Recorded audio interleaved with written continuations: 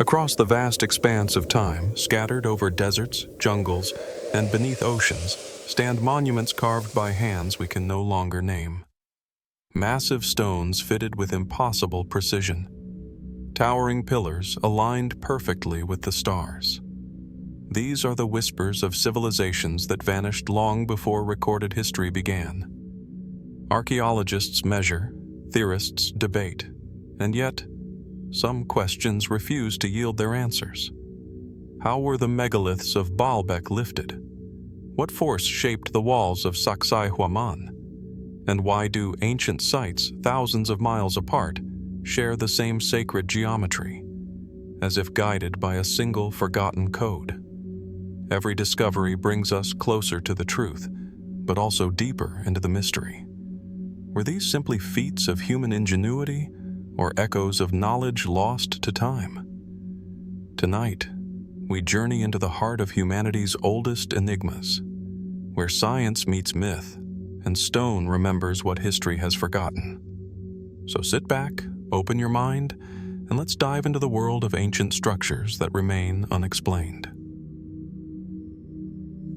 Nestled in the remote hills of Bodmin Moor, Cornwall, lies a place that time seems to have almost forgotten. From a distance, the landscape appears tranquil, its rolling granite tors and windswept heather evoking the quiet solitude of the moor itself. But as you approach closer, the unmistakable outline of an ancient structure emerges: King Arthur's Hall.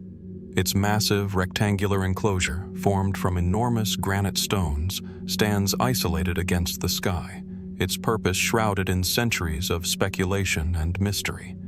Unlike the neatly aligned circles or burial chambers scattered across the British Isles, this site defies easy categorization. Its stones are roughly dressed, irregular in shape, yet somehow positioned with a precision that hints at intention rather than mere happenstance.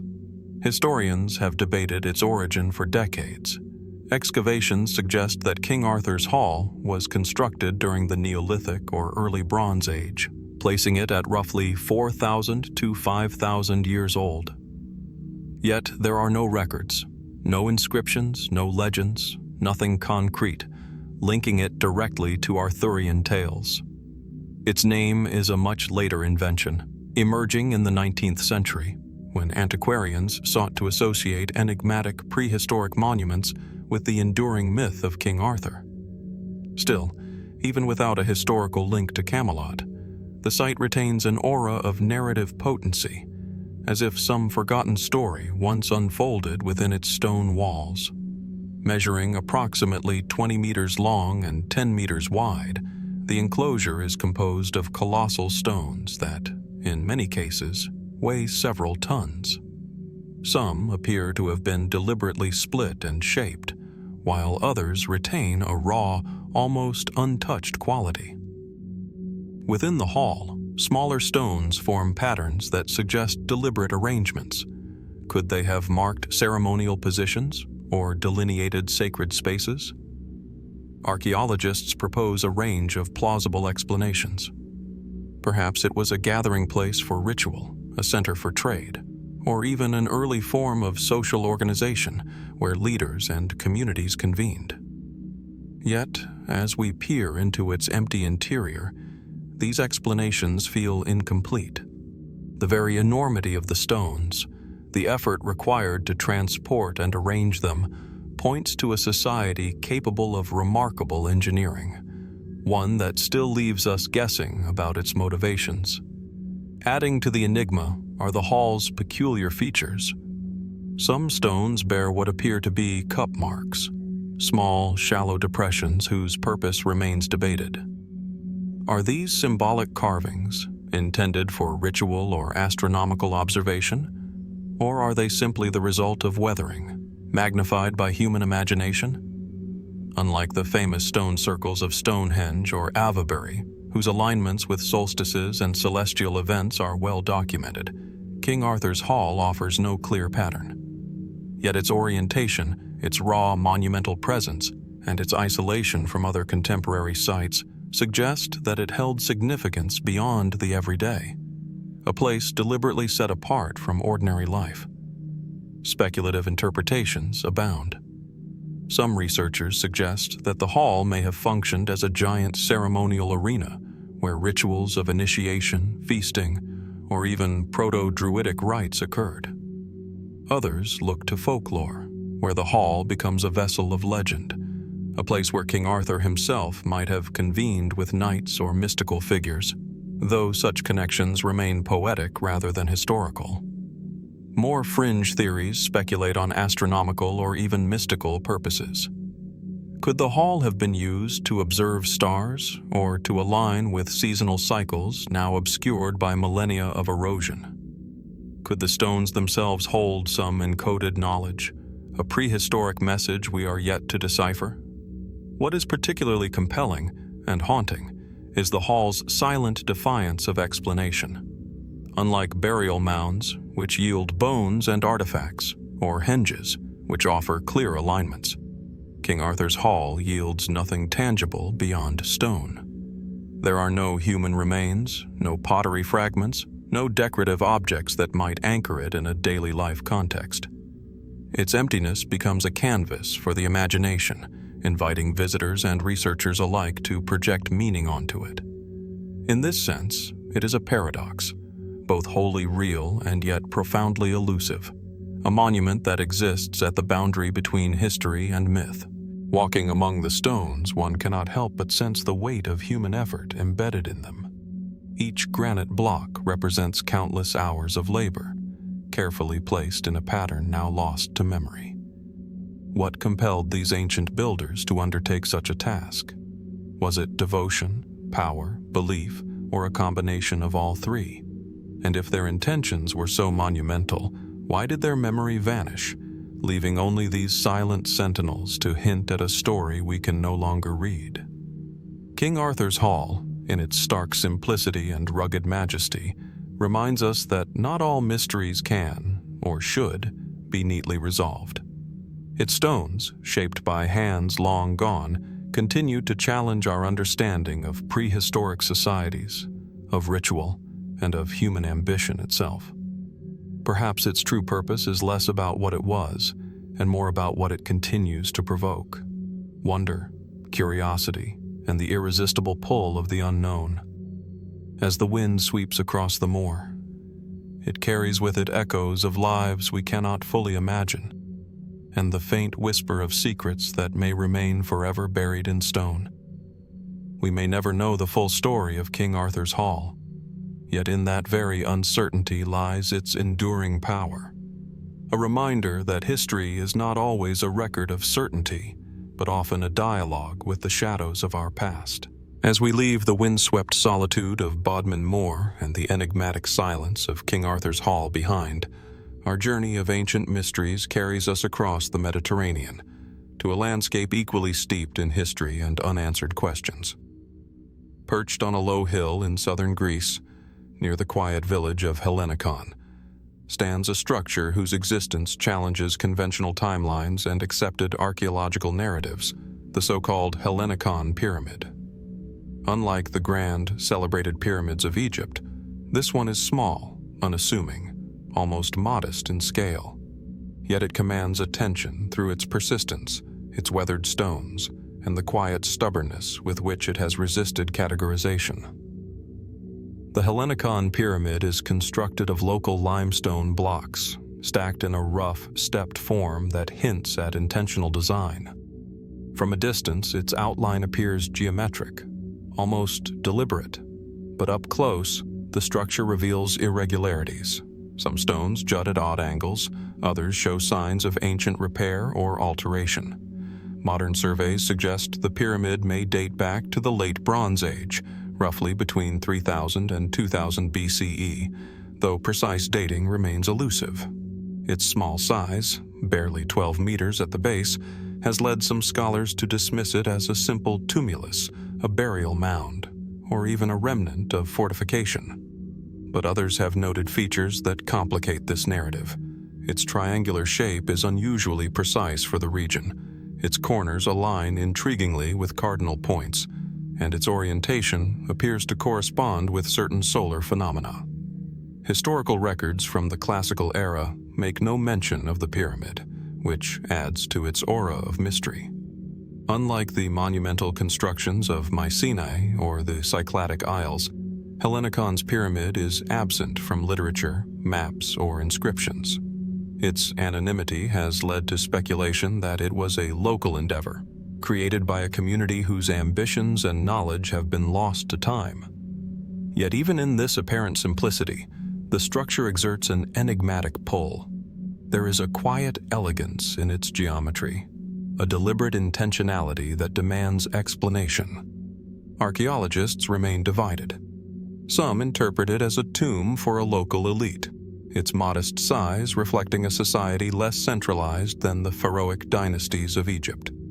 Pottery shards, small tools, and traces of fire pits have been found in the vicinity, suggesting human activity, but none definitively links the site to the pyramid's construction. Others argue that the Hellenikon pyramid may have served as a religious or ritual space, perhaps marking seasonal events or celestial cycles, though evidence remains circumstantial. Its orientation, for example, appears to align with the sunrise at the winter solstice, a subtlety that may hint at early astronomical awareness in the region. Speculative interpretations, however, extend beyond archaeology. Some researchers have noted similarities between Hellenikon and other small pyramidal structures across the Mediterranean, from southern Italy to Egypt, raising questions about possible cultural transmission, trade networks, or shared architectural knowledge in the Bronze Age. Could these structures represent a lost tradition of geometry and cosmology, preserved in stone but now largely forgotten? Fringe theories, while controversial, point to even more extraordinary possibilities. Some have suggested that the pyramid's placement and shape encode information about the stars, the seasons, or even energy flows within the landscape. While such claims remain unverified, they underscore the enduring fascination of a monument that refuses to fit neatly into conventional history. Visiting the Hellenikon pyramid, one is struck by the contrast between its small scale and the weight of its questions. The limestone blocks are rough-hewn, yet they endure. The structure is unadorned, yet it evokes a sense of intentionality. The landscape around it is peaceful, yet it carries the echoes of lives long gone. One cannot help but ask, why was it built? By whom? And for what purpose? Unlike King Arthur's Hall, whose emptiness provokes reflection on human labor and ritual, the Hellenikon pyramid challenges our understanding of technological knowledge and cross-cultural connection in the ancient world. Adding to the puzzle is the ongoing debate over its construction techniques. The stones, though small compared to Egyptian obelisks, are unusually uniform for the region, raising questions about quarrying and transportation methods. Did the builders possess knowledge of geometry and engineering that we have yet to recognize? Some researchers suggest simple levers and ramps were sufficient, while others argue that the precision hints at a sophistication beyond what is typically attributed to the era. And yet, no contemporary tool marks or documentation survive to settle the matter, leaving the question tantalizingly open. There are also environmental and geological considerations that deepen the enigma. The pyramid sits atop a rocky outcrop, vulnerable to erosion and seismic activity, yet it has survived millennia with surprisingly little alteration. Was its location chosen for symbolic reasons, for visibility across the valley, or simply for practical stability? Or could it have been part of a larger complex, now vanished beneath soil, vegetation, or modern development? Archaeologists continue to explore these questions, excavating surrounding areas for signs of habitation, ritual, or infrastructure. Yet definitive answers remain frustratingly out of reach. The Hellenikon pyramid also prompts reflection on the limits of historical understanding. Small, overlooked, and largely ignored by mainstream scholarship for decades, it reminds us that the stories we inherit about ancient civilizations are always incomplete. The grand monuments, Stonehenge, the Great Pyramid, the walls of Machu Picchu dominate our imagination, but it is in these quieter, less heralded structures that we glimpse the broader tapestry of human ambition, ingenuity, and mystery. Perhaps Hellenikon was never meant to impress, yet its understated presence compels attention precisely because it resists easy interpretation. Standing before the pyramid today, watching the afternoon sun strike the limestone and cast shadows across the uneven steps, one cannot escape the sense of dialogue across millennia. The stones seem to ask, what knowledge, what intent, what story do you seek here? We are left with fragments, hints, and the enduring human need to understand. And yet, the pyramid remains silent, a witness to countless generations, as enigmatic as the hills themselves.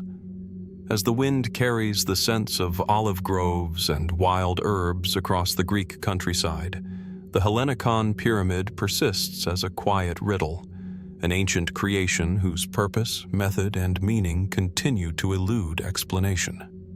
What knowledge was embedded in its stones, and what has been lost to time? We may never fully know, but it is precisely this unanswered question, the persistent, almost haunting uncertainty, that keeps us drawn to such places and reminds us that some mysteries of the ancient world are designed to endure long after those who built them have vanished. As the sun sets over the gentle hills of southern Greece, leaving the Hellenikon pyramid bathed in a warm amber glow, our exploration of humanity's most puzzling constructions leads us further afield, to the distant island of Madagascar. Here, amid rugged highlands and dense forests, lies a site so enigmatic that it seems to defy both time and context. The Teniky, or Tenika, rock-cut complex. Unlike the monumental pyramids of Egypt or the geometric precision of Hellenikon, Teniky is carved directly into the island's granite cliffs, its jagged facades and hidden chambers blending seamlessly into the natural landscape.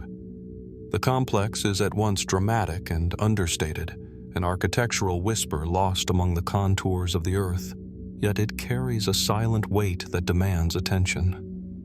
From a distance, the cliffs appear unremarkable, broken only by natural fissures and weathered stone.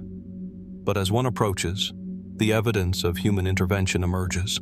Doorways hewn into solid rock, steps ascending to elevated terraces, niches that once may have held ritual objects, and chambers whose walls bear subtle carvings. The precision of some cuts is remarkable, particularly given the absence of metal tools among the earliest known inhabitants of the region. How were these spaces created, and for what purpose? Archaeologists have studied the site sporadically over the decades, but the answers remain tantalizingly incomplete. Local legends speak of the Teniky as a sacred place, a threshold between the world of the living and the ancestral realm. Oral histories hint that the complex was associated with ritualistic practices, perhaps even rites of initiation or burial customs. Yet, despite these accounts, concrete evidence is scarce. Carbon dating of scattered artifacts in surrounding areas provides a broad timeline, suggesting construction between the 15th and 17th centuries CE, though some features hint at older origins. Could earlier layers of habitation have been erased by time or by successive waves of builders? The question lingers in the air, as elusive as the shadows that pool in the rock-cut corridors. One of the most intriguing aspects of Teniky is its scale and complexity. While not enormous in footprint, the network of chambers, terraces, and stairways suggests careful planning and a sophisticated understanding of space. Certain rooms align with natural light in curious ways, catching the first rays of dawn or the last light of dusk. Though whether these alignments are intentional or coincidental remains uncertain. Some researchers propose that the complex served as a monastic site, a place for meditation and retreat. Others suggest it may have been a ceremonial center, its hidden rooms designed to evoke mystery and spiritual reverence. The construction techniques themselves are a source of fascination. The rock is dense and resistant, yet the builders managed to carve smooth floors, sharp corners, and passages that fit human proportions with surprising accuracy. Scholars debate whether iron tools were used or if earlier techniques, lost to time, allowed for such precision. Unlike the more public monuments of Europe or North Africa, Teniky feels intimate and deliberate, as if designed for small groups of people rather than the broader populace. It is a structure that invites careful observation, lingering, and contemplation, an architectural riddle etched into stone. Speculative interpretations have flourished alongside the more conventional archaeological studies. Some researchers have drawn comparisons between Teniky and other rock-cut complexes around the world, from India's Ellora caves to Ethiopia's Lalibela churches, noting a curious universality in the impulse to carve sacred or functional spaces from solid rock. Could these similarities point to convergent cultural evolution, or perhaps lost lines of knowledge exchanged across continents in ways we have yet to trace? Fringe theories even suggest astronomical or energetic functions, proposing that the chambers were positioned to harness solar or lunar cycles, or to resonate with natural frequencies of the rock itself. While such claims are not empirically verified, they reflect the profound sense of wonder that Teniky inspires. Equally enigmatic are the carvings and niches found throughout the complex. Some appear symbolic, while others are more abstract, their meaning obscured by centuries of weathering. No inscriptions provide a clear narrative, and no contemporary texts describe the site in detail. The absence of written records transforms Teniky from an archaeological curiosity into a silent interlocutor with the past. Visitors are left to wonder not only about its construction, but about the intentions and beliefs of those who labored to create it. What stories were enacted within these chambers? What ceremonies, prayers, or rituals might have echoed against the stone walls? Environmental and geographical factors further complicate the mystery. The site occupies a strategic position, elevated yet hidden, commanding views of the surrounding valleys while remaining concealed from immediate sight. Was this a deliberate choice, designed for protection, secrecy, or spiritual alignment? Some scholars suggest defensive purposes, though no evidence of fortification has been found. Others emphasize the symbolic interplay between landscape and structure, the way light, shadow, and natural contours interact with carved spaces, hinting at a deep, perhaps sacred, understanding of place. Walking through Teniky today, the air thick with the scent of damp earth and tropical flora, it is impossible not to feel a sense of reverence and curiosity. The complex speaks not in words, but through its very form, through the tactile presence of stone and the quiet suggestion of human intent. Its creators remain anonymous, their motivations inscrutable, yet their mark endures, inviting us to imagine the rhythm of their lives and the depth of their vision. The Teniky rock-cut complex, like the Hellenikon pyramid and King Arthur's Hall before it, reminds us that human history is never fully transparent. Even as modern technology uncovers more layers, some mysteries resist explanation, standing as monuments not only to the ingenuity of the past but to the limits of our own understanding. We may trace the lines of stone, measure angles, or analyze residue, yet the essence of Teniky, the intent, the ritual, the meaning, remains just out of reach. And so, as the sun dips behind the highlands and shadows stretch across the terraces and chambers, one is left with questions that linger as insistently as the stones themselves. Who carved these hidden spaces and why? What knowledge did they possess, now lost to time? And what truths, subtle or profound, are waiting still, embedded within the rock, for those patient enough to seek them?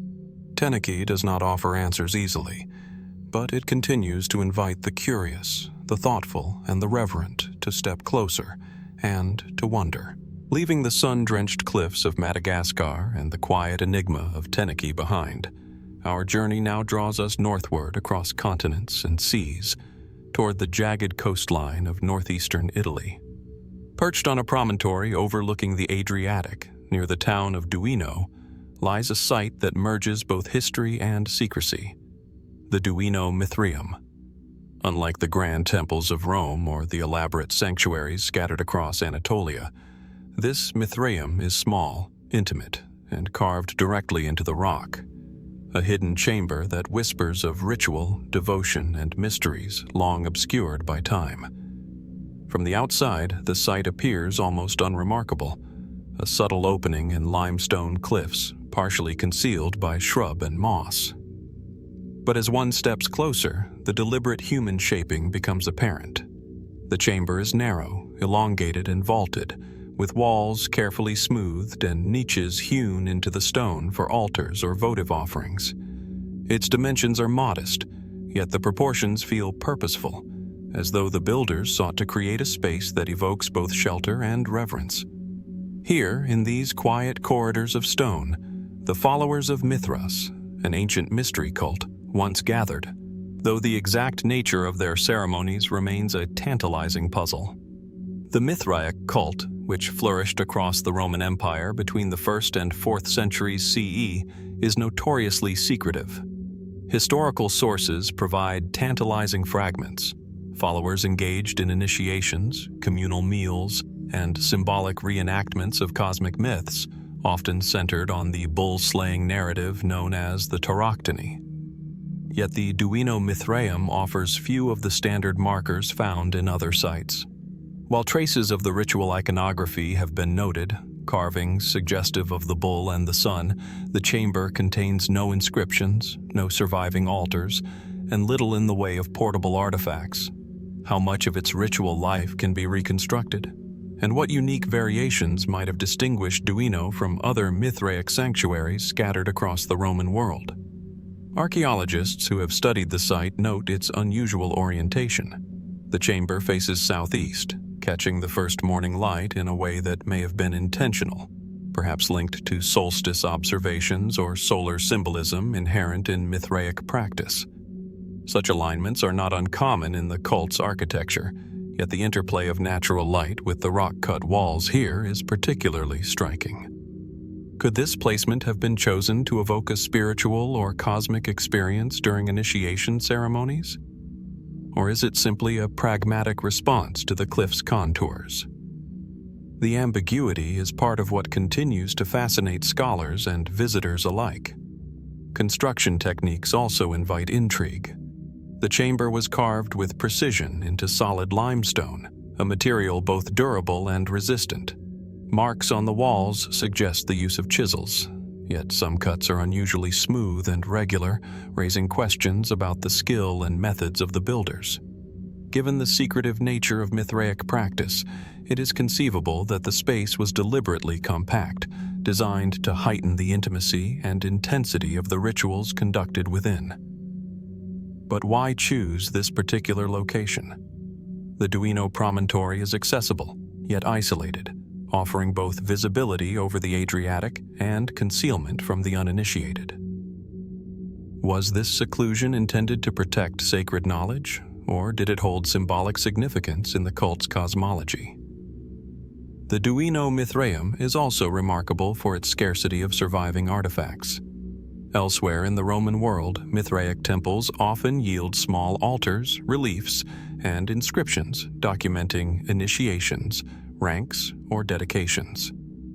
At Duino, however, the chamber is largely empty, a minimalist sanctuary that seems to resist interpretation. Some researchers suggest that the lack of material evidence is due to looting or natural decay. Others propose that this particular Mithraeum may have served a very select group of initiates, whose practices were intentionally austere. Whatever the explanation, the absence of physical clues leaves the site shrouded in uncertainty, allowing the imagination to fill in the gaps between history and speculation. The broader context of the Duino Mithraeum adds to its mystery.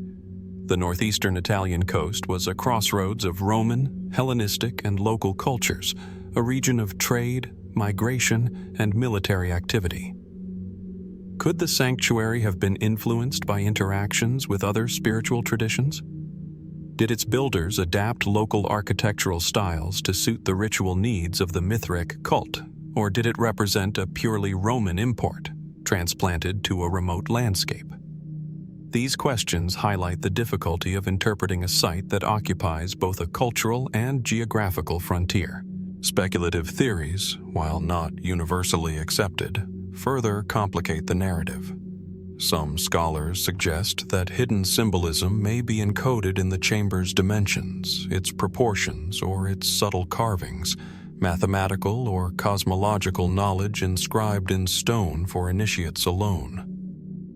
Others draw comparisons with other secretive cult spaces worldwide, noting how architectural seclusion can facilitate altered states of consciousness, sensory manipulation, or ritualized storytelling. Could the Duino Mithraeum have been designed as much to shape perception as to mark a sacred space? The evidence is tantalizingly fragmentary, leaving these possibilities open rather than confirmed. Walking through the narrow chamber today, it is impossible not to sense the presence of the past. The walls, cool and silent, carry the echoes of footsteps, whispers, and ceremonies that occurred nearly 2 millennia ago. Shadows shift across the carved niches, hinting at the passage of light that may once have illuminated ritual acts. There is a profound intimacy here, a reminder that some human experiences are designed to be felt rather than recorded, to leave traces not in text but in the resonance of stone and the memory of place. The Duino Mithraeum, like Teniky and Hellenikon before it, underscores the persistence of human ingenuity and mystery. Each stone, each carved line, each subtle orientation evokes questions that cannot be fully answered. Who carved this chamber, and for whom? What rituals were performed within these walls, and what knowledge, spiritual, astronomical, or symbolic, was encoded in its design? How did a remote cliffside sanctuary come to exist in a world otherwise dominated by monumental temples, and why does it remain so elusive to historical reconstruction? As the Adriatic wind sweeps along the promontory and the first evening shadows stretch across the carved stone, the Duino Mithraeum stands as both monument and enigma. It invites us to contemplate not only the past of a secretive cult, but the limits of our understanding, reminding us that some ancient structures were meant to preserve mystery as much as memory. And so, we are left to wonder, what secrets linger still in the rock, waiting for those patient and perceptive enough to seek them, and how much of human history lies just beyond the reach of our eyes? Leaving the windswept cliffs of northeastern Italy and the intimate shadows of the Duino Mithraeum behind, our journey now carries us southeast across the Mediterranean to the rugged landscapes of southeastern Turkey. Here, amid the barren hills near the ancient city of Diyarbakir, lies a fortress that straddles history and mystery, Zerzevan Castle. At first glance, it is a formidable yet unassuming ruin. Its crumbling stone walls and watchtowers stretching across the hilltop, overlooking a sweeping expanse of valley below. But hidden beneath this martial exterior lies a discovery that has intrigued archaeologists, historians, and mystics alike. A subterranean Mithraeum carved into the bedrock, where light and shadow converge in a space both sacred and secretive.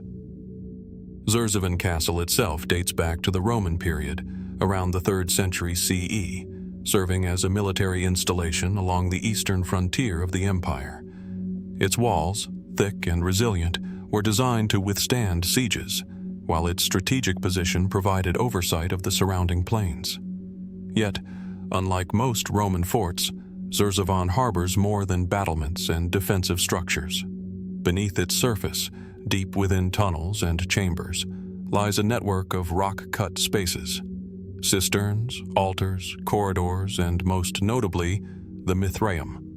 This hidden sanctuary, carefully carved from solid limestone, speaks to a spiritual life that existed alongside the fortress's martial purpose, a duality that continues to fascinate scholars. The Mithraeum is a study in deliberate concealment and ritual precision. The chamber is long and narrow, with a vaulted ceiling carved directly from the rock. Niches along the walls once held altars, and in the center lies a stone relief depicting the bull-slaying scene, or tauroctony, the iconic symbol of Mithraic belief. Surrounding this relief are symbols and carvings whose meaning remains debated: celestial imagery, abstract motifs, and enigmatic inscriptions hinting at cosmological knowledge or the esoteric rites of a secretive cult. The combination of the fortress above and the sacred space below evokes a compelling question. Why was such a sanctuary hidden beneath a military installation? Was it simply practical secrecy, protecting a persecuted faith, or was the underground location chosen for symbolic or mystical reasons? Archaeological studies have revealed that the Mithraeum may have been used over several centuries, spanning both Roman and early Byzantine periods. This longevity suggests that the site held enduring significance, adapting to changing political and cultural circumstances. Yet, despite centuries of use, very little survives beyond the stone architecture and faint traces of ritual objects. Clay lamps, fragments of pottery, and small votive offerings provide glimpses into the lives of initiates, but no written records clarify the precise nature of ceremonies conducted here. What then can be deduced from the architecture itself? The alignment of the chamber, the orientation of altars, and the calculated positioning of niches all suggest a space designed to heighten sensory perception. The flicker of lamplight across carved reliefs, the echo of whispered chants, the interplay of shadow and illumination, all orchestrated to deepen the experience of the initiate. Speculation extends further when considering the broader function of Zerzevan Castle and its subterranean sanctum. Some scholars posit that the Mithraeum served as a spiritual haven for soldiers stationed on the empire's edge, offering ritual and solace amidst the harsh realities of frontier life. Others propose that the site was part of a broader network of Mithraic sanctuaries, interconnected across Asia Minor, each subtly encoding astronomical, cosmological, or philosophical knowledge. Certain carvings appear to mirror constellations, leading to theories that the Mithraeum functioned as both temple and observatory, integrating celestial patterns into the spiritual lives of its practitioners. The castle and its underground chambers also invite questions about secrecy and adaptation. Mithraism was a mystery cult, deliberately exclusive, and often practiced in private spaces hidden from public view.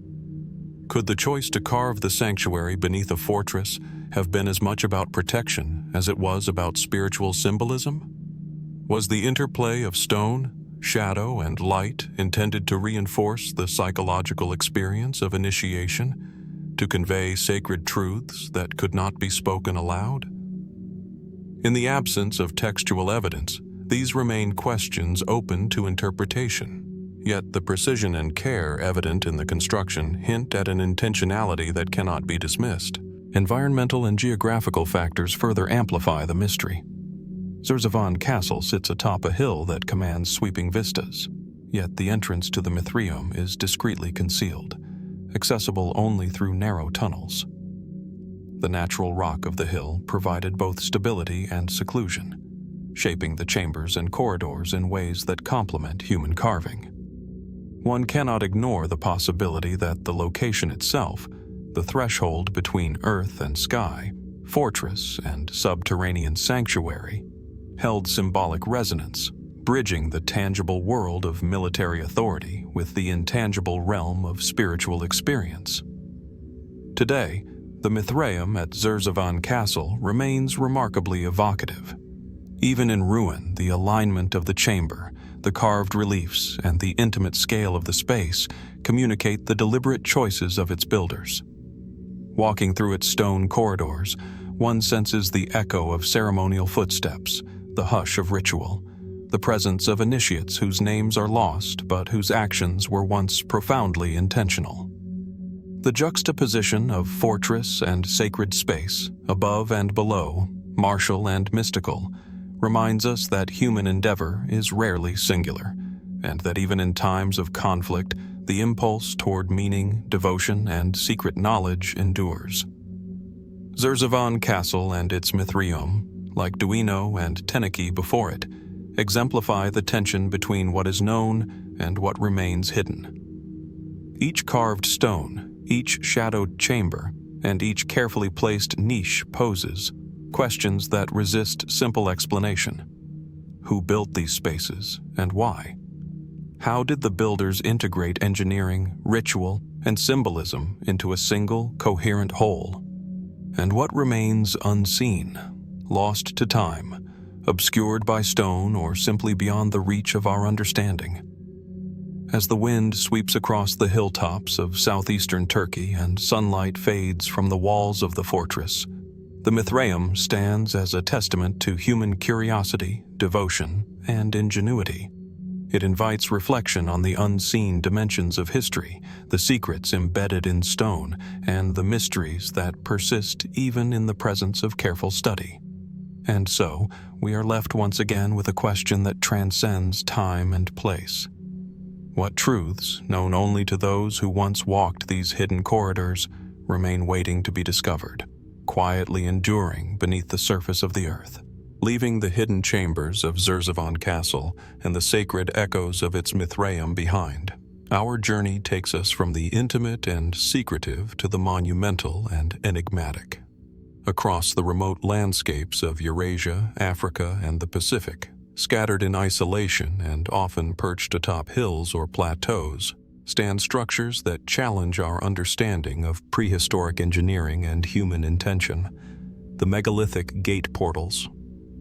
These imposing stone formations, composed of massive upright slabs and horizontal lintels, appear in locations so distant and inaccessible that their very existence raises questions as profound as the mysteries they guard.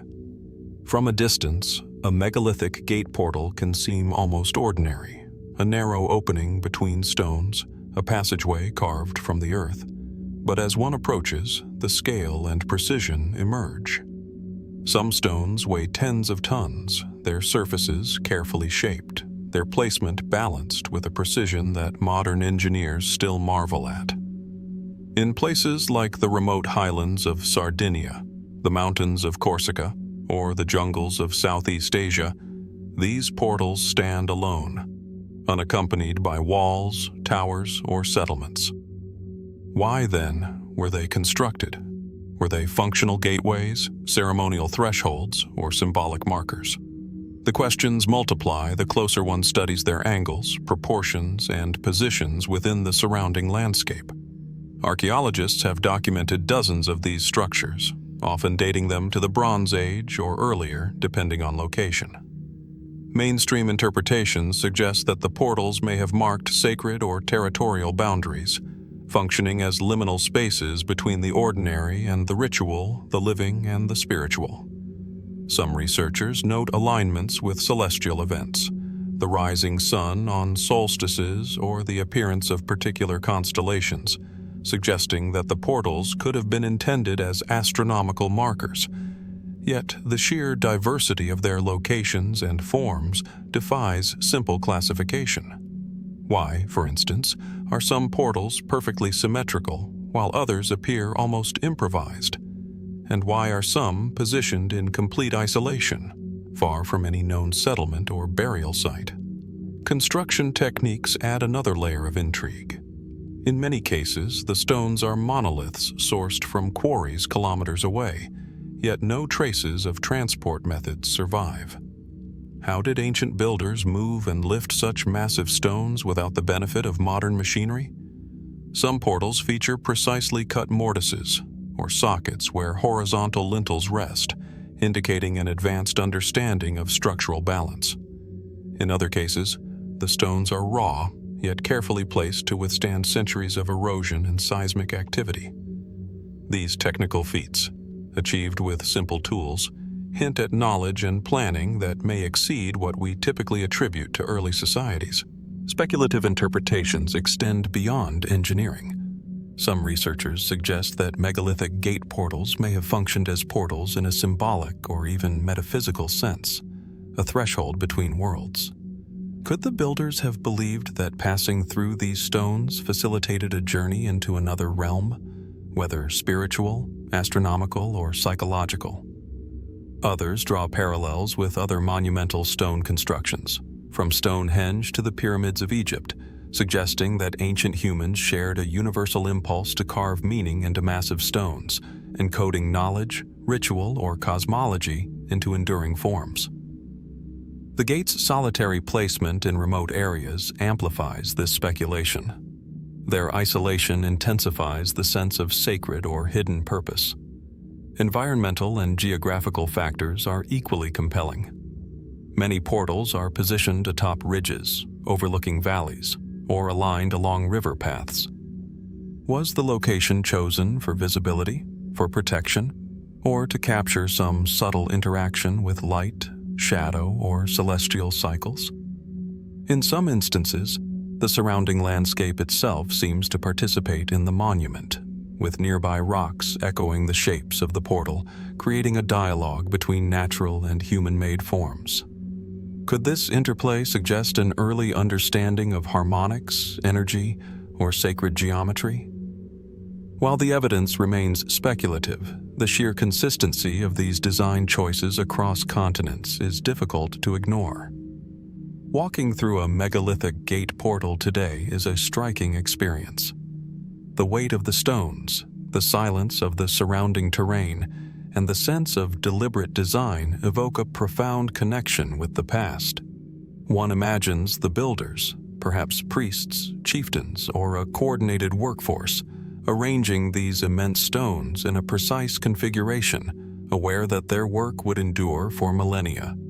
What ceremonies might have taken place here? Were offerings left, rites performed, or processions conducted along the paths these stones framed? In the absence of direct evidence, the imagination is drawn as much by the voids as by the stones themselves. The portals also raise broader questions about human ambition and cultural knowledge. Why do societies separated by vast distances and centuries share the impulse to create such monumental stone markers? What knowledge, technical, symbolic, or spiritual, allowed them to conceive, transport, and erect these immense monoliths in locations that often defy accessibility? And perhaps most puzzling, why have so many of these structures been left isolated, their context largely lost to time, while others are integrated into larger complexes? Each unanswered question compounds the mystery, leaving us to wonder about the beliefs, skills, and priorities of those who built them. Megalithic gate portals, like the hidden Mithraic sanctuaries at Duino and Zerzevan, remind us that human history is filled with spaces designed to provoke curiosity, reflection, and awe. They are not simply functional structures. They are statements in stone, enduring testimonies to intention, ritual, and craftsmanship. Even when stripped of the details of their use, their presence evokes the same sense of wonder that has drawn observers for centuries. A quiet, monumental dialogue across time. As sunlight filters through the gaps between stones, casting long shadows across distant hills and valleys, these portals remain as enigmatic as when they were first erected. They speak less in words than in presence, posing questions that endure across millennia. Who built these gates, and why? What ceremonies, meanings, or knowledge were intended to pass through them? And what secrets, hidden in plain sight, still linger within these remote stones, waiting for those willing to step across the threshold of understanding? From the isolated stones of ancient portals scattered across distant landscapes, Our journey now sweeps across oceans and hemispheres to the dense lowlands of southern Mexico. Here, in the lush tropical forests of Tabasco, lies Aguada Fénix, a monumental site of the Maya Preclassic period, whose scale and sophistication challenge long-held assumptions about the rise of complex societies in Mesoamerica. Unlike the solitary portals of Eurasia, Aguada Fénix is expansive, an enormous ceremonial center dominated by a massive platform stretching nearly a kilometer in length, flanked by long, parallel causeways and a series of low-lying mounds. The site's breadth and alignment with the surrounding terrain create a subtle but powerful sense of deliberate design, one that immediately conveys the ambitions of its creators. From above, the platform appears almost geometric, a vast rectangle meticulously leveled and terraced, yet at ground level, the scale becomes awe-inspiring. The terraces are broad, rising in gentle steps that extend across hundreds of meters, while sunken depressions and channels suggest careful management of water and the land itself. Constructed during the Preclassic period, around 1000 to 800 BCE, Aguada Fénix predates many of the more famous Maya ceremonial centers, such as Tikal or Calakmul, raising compelling questions about the origins of monumental construction in the region. How did a society, often assumed to be relatively small and dispersed at this time, mobilize the labor, organization, and knowledge necessary to shape such an enormous structure? Archaeologists describe Aguada Fénix as a ceremonial platform rather than a city in the conventional sense. Its low mounds and causeways suggest areas for communal gatherings, feasting, or ritual activity, but there is little evidence of residential occupation on the platform itself. This raises further intrigue. Were the builders signaling power through size alone, through shared ritual experiences, or through some symbolic relationship with the landscape? The site's alignment hints at astronomical considerations, perhaps marking solstices or equinoxes, yet the exact purpose of such orientation remains elusive. Even in the absence of elaborate stone temples or sculpted monuments, Aguada Fénix asserts an unmistakable presence, its subtle grandeur speaking across millennia. The scale of the earthworks challenges conventional explanations.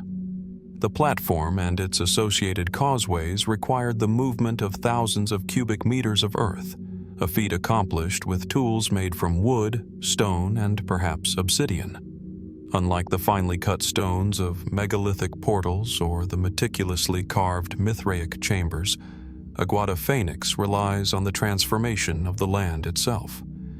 Yet this very simplicity, the shaping of terraces, the leveling of the platform, does not diminish the ingenuity or ambition of its builders. On the contrary, it elevates the site into a category of monumental architecture that is both subtle and profound, relying on scale, alignment, and communal effort rather than ornate decoration. Speculative interpretations abound, fueled by both the site's enormity and its enigmatic design. Some researchers suggest that Aguada Fénix served as a stage for political consolidation, a place where dispersed communities came together under a shared ceremonial or ideological framework. Others propose a cosmological purpose. The platform may have symbolized the Earth itself, a terrestrial reflection of celestial order, where ritual events harmonized human activity with the cycles of the sun, moon, and stars. Yet, without inscriptions or definitive iconography, these ideas remain hypotheses. What messages, if any, were encoded in the geometry, the orientation, and the rhythm of the terraces? What knowledge guided their construction, and how was it transmitted in a society that left few written records at this early stage of Maya history? Environmental considerations add another layer of intrigue. The platform is situated within a landscape of rivers, wetlands, and seasonal floodplains, which would have made construction logistically challenging. Yet these same environmental factors may have been part of the site's significance, shaping rituals, gatherings, and symbolic meaning. Could the proximity to water have had a spiritual dimension, reflecting notions of fertility, sustenance, or cosmological order? Or was it purely practical, providing materials and mobility for the builders? The interplay of geography, labor, and design suggests a society attuned to both the physical and symbolic potential of its environment. Walking across Aguada, Fénix today, one is struck by a sense of scale and intention that resonates beyond the specific forms of its earthworks. The gentle rise of the terraces, the linear sweep of the causeways, and the open spaces designed for communal experience evoke not just labor, but vision, a deliberate shaping of both land and human activity. There is a quiet majesty here, a reminder that monumental construction need not always be carved from stone to leave an enduring impression. The site communicates a sense of purpose, organization, and foresight that continues to challenge assumptions about the capacities of Preclassic Maya society. The mysteries of Aguada Fénix extend beyond engineering. What social structures supported such a coordinated effort? How did religious, political, and cultural imperatives converge to inspire construction on this scale? And perhaps most compellingly, what aspects of its ritual or symbolic life remain hidden, waiting to be uncovered in the soil, the terraces, or the surrounding landscape? Unlike the isolated megalithic portals, the secretive Mithraeum chambers, or even Zerzevan castle, Aguada Fénix asserts its presence in openness, yet it remains deeply inscrutable, speaking in a language of form and scale rather than words or carvings. In contemplating Aguada Fénix, we are reminded that mystery can take many forms. It can reside in silence and emptiness, as in hidden sanctuaries, in isolation and precision, as in remote stone portals, or in sheer scale and subtlety, as in earth-shaped platforms stretching across tropical lowlands. Each ancient structure, regardless of its material or location, invites reflection on human ingenuity, ambition, and the limits of our understanding. As sunlight filters through the canopy and dances across the terraces of Aguada Fénix, the platform remains an enduring enigma, a testament to the vision and skill of its builders, and a silent invitation to wonder. What inspired its creation, and what knowledge, rituals, or beliefs are etched into its form, now obscured by time and earth? These questions linger, compelling us to explore, to study, and ultimately, to marvel at the enduring mysteries of our shared human past. From the broad, earth-shaped platform of Aguada Fénix, with its expansive terraces and ceremonial causeways, our exploration now moves across continents and climates to the rugged deserts of southern Jordan. Here, tucked into a narrow canyon of red and pink sandstone, lies a site that seems at once intimate and monumental. Little Petra, or al-Barid. Unlike the vast ceremonial centers of Mesoamerica, Little Petra is carved directly into cliffs, a labyrinth of facades, tombs, and hidden chambers whose scale is dwarfed by the surrounding desert, yet whose architectural sophistication evokes awe and invites questions that endure millennia. From the entrance of the canyon, the first impressions are of color and shadow. The sun catches the ochre and rose hues of the sandstone walls, highlighting the delicate lines and decorative elements carved into the rock. The facades are carefully proportioned, each column, niche, and triangular pediment hinting at aesthetic and symbolic intention. Unlike its larger sibling Petra, Little Petra retains a quiet intimacy, its spaces designed for human scale rather than monumental spectacle. Yet, this apparent modesty belies the technical skill required to carve dwellings, ceremonial spaces, and tombs from solid rock. How did the Nabateans, the civilization credited with its construction during the 1st century BCE to the 1st century CE, achieve such precision in a material that is both fragile and unpredictable? Archaeological studies suggest that Little Petra served multiple functions: as a residential area, a stopover for traders traveling through the desert, and possibly as a religious or ceremonial center. Its strategic location, near trade routes connecting Arabia, the Levant, and the wider Mediterranean, hints at both practical and symbolic importance. Water management systems, including cisterns and channels, demonstrate an advanced understanding of engineering and resource control, allowing inhabitants to sustain life in an otherwise harsh environment. Yet the precise purposes of certain spaces remain enigmatic. Carved chambers with unclear functions, facades with unknown symbolic meaning, and corridors that lead to unexpected dead ends. What rituals were performed here, and what stories were encoded in these facades for those who entered? One of the most compelling mysteries of Little Petra is the blend of natural and human-made design. The Nabateans selected a canyon that twists and opens unpredictably, allowing light and shadow to fall in dramatic patterns across carved surfaces. Was this simply an aesthetic choice? Or did the interplay of light and form serve a ritual or spiritual function? Some researchers propose that certain facades were oriented to capture the sunrise or sunset during specific times of the year, connecting human activity with celestial events in ways we are only beginning to understand. Others point to the symbolic language of the carvings, abstract motifs, animal representations, and geometric patterns that may have conveyed spiritual or political messages to those initiated into local traditions. The engineering of Little Petra also invites speculation. Carving into sandstone presents unique challenges. The rock is relatively soft, yet prone to erosion and fracturing. Builders had to select the right surfaces, plan the sequence of excavation carefully, and balance aesthetic considerations with structural integrity. Some of the more intricate facades feature finely detailed capitals and cornices, carved with precision that suggests both experience and a sophisticated understanding of stone mechanics.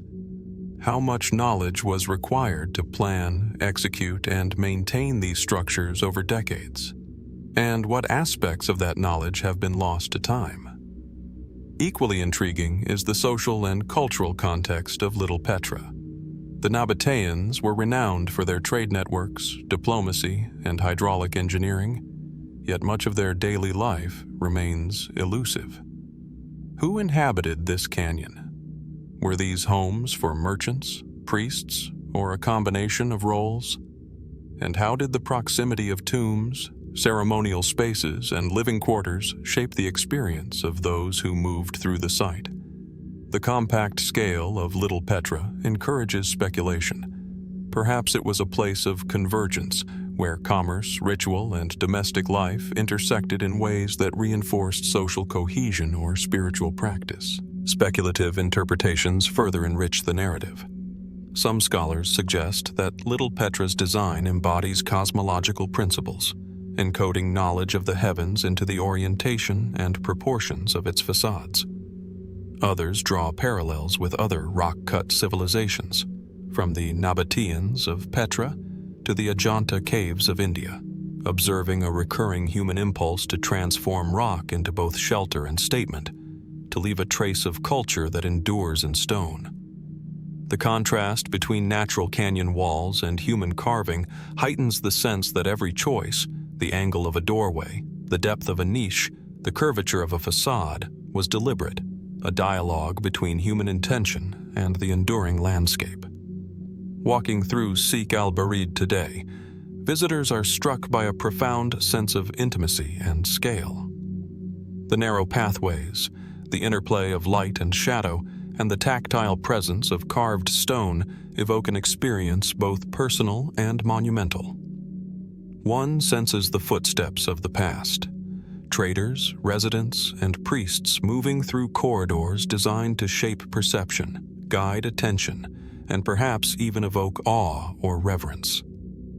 The canyon itself seems alive, its curves and angles amplifying the sense of a narrative written in stone rather than ink. Little Petra, like Aguada Fénix and the megalithic gate portals before it, exemplifies the enduring tension between what we can observe and what we cannot fully understand. Its facades, chambers, and corridors pose questions that resist definitive answers. What inspired the Nabateans to carve this space in such a remote, winding canyon? How were functional, symbolic, and spiritual imperatives reconciled in its construction? And what secrets, buried in rock and shadow, still await discovery?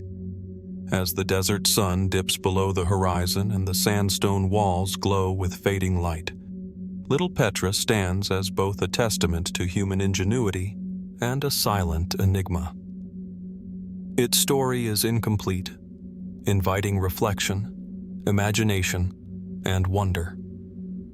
In the quiet of al-Barid, one is reminded that history is not only a record of what we know, but also a dialogue with what remains hidden, an invitation to look closer, question more deeply, and consider that some mysteries, carefully carved and carefully preserved, endure far longer than the civilizations that built them. From the narrow canyons and sandstone facades of Little Petra, where human ingenuity carved both shelter and symbolism into the rock, our exploration now crosses continents once more, traveling to the arid landscapes of western India.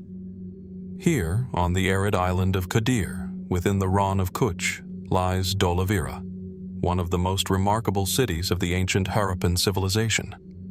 Known for its meticulously planned streets, water reservoirs, and sophisticated urban grid, Dholavira also conceals a structure whose purpose continues to puzzle archaeologists, an unusual observatory-like feature that suggests a level of astronomical knowledge strikingly advanced for its time. The site is a study in deliberate geometry and scale. Unlike the expansive ceremonial terraces of Aguada Fénix or the rock-carved chambers of Little Petra, this observatory is subtle, integrated seamlessly into the city's fortified acropolis. It consists of a series of platforms, stepped terraces, and precisely aligned openings that catch the rising and setting sun at particular times of the year. The feature is neither monumental in height nor flamboyant in decoration, yet its precision and orientation hint at a sophisticated understanding of celestial patterns, recorded and codified within the urban design itself. What purpose did these alignments serve, and how did the Harappans achieve such exactitude without the tools of modern astronomy? Excavations reveal that the observatory is intimately connected to the city's overall layout. Dholavira's streets and reservoirs are arranged with remarkable symmetry, and the positioning of the observatory seems to reinforce a central axis that bisects the city.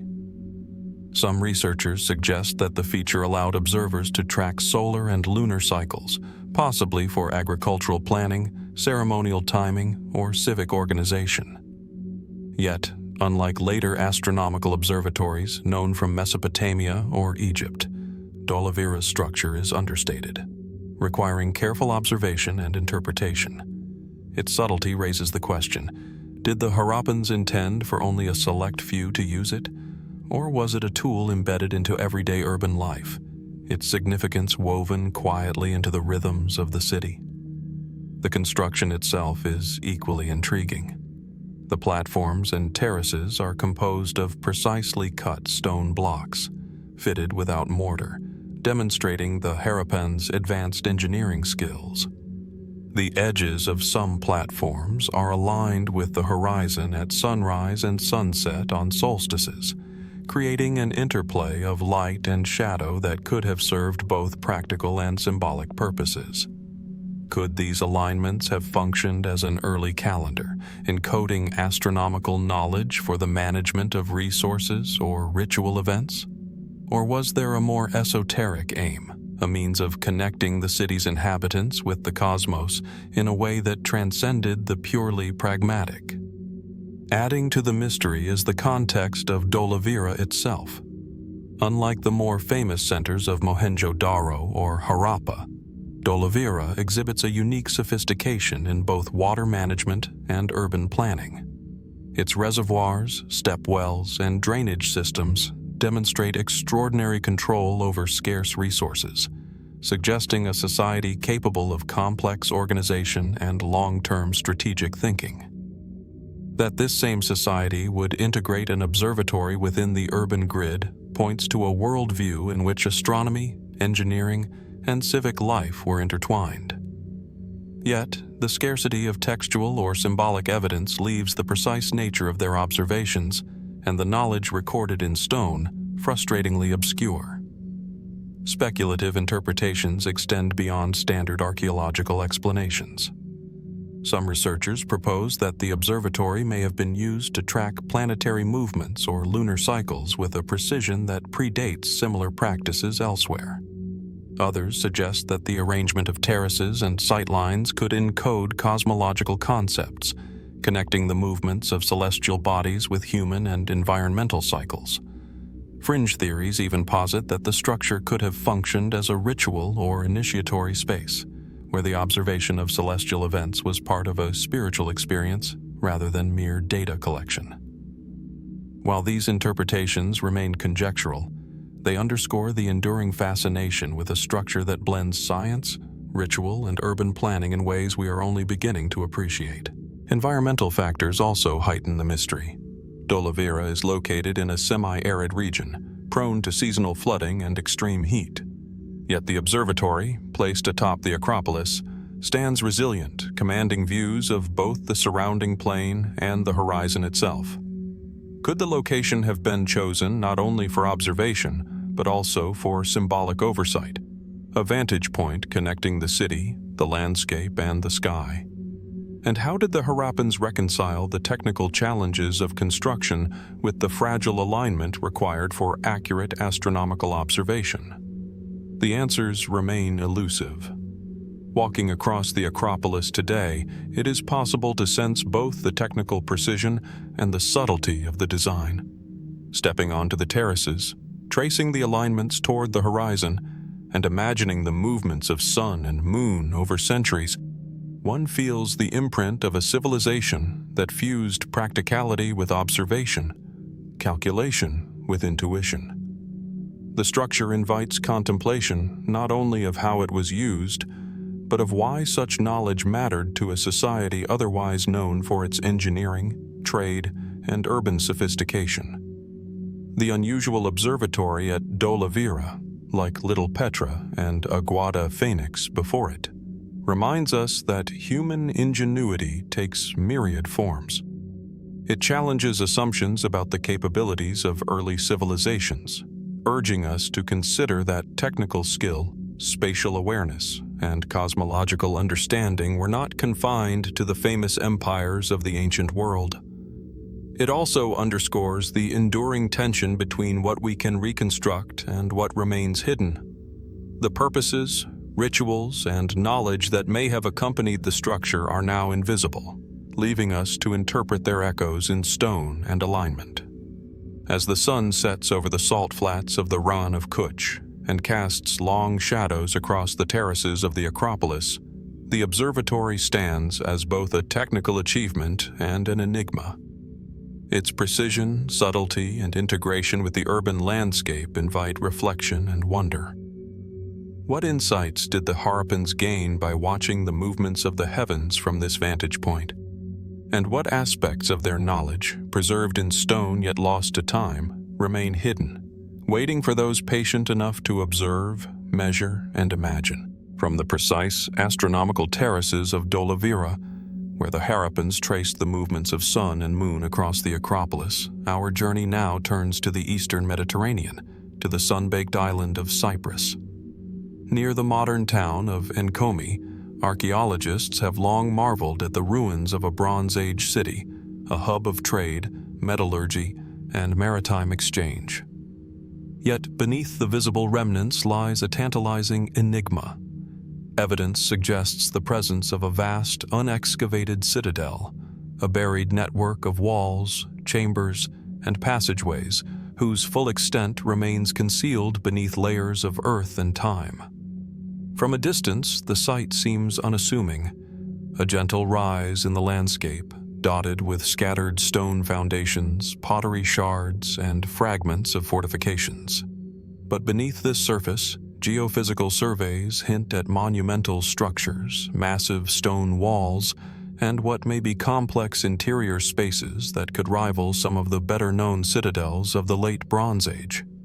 The traces of these hidden spaces suggest deliberate urban planning, defensive sophistication, and perhaps even areas designated for ceremonial or administrative use.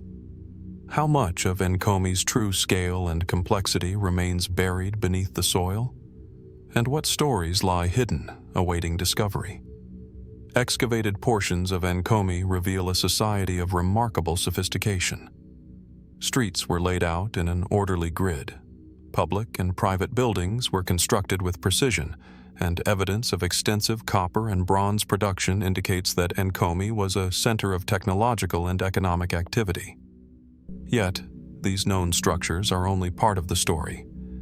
Geophysical surveys, including ground-penetrating radar and resistivity studies, have uncovered anomalies, linear formations, and rectangular voids, suggesting large interconnected chambers hidden beneath the surface. Could these be residential quarters, storage spaces, or perhaps fortifications protecting the city's elite and its valuable resources? The unexcavated citadel's potential significance extends beyond architecture and urban planning. Enkomi occupied a strategic position along key maritime trade routes, linking the Aegean, Anatolia, and the Levant.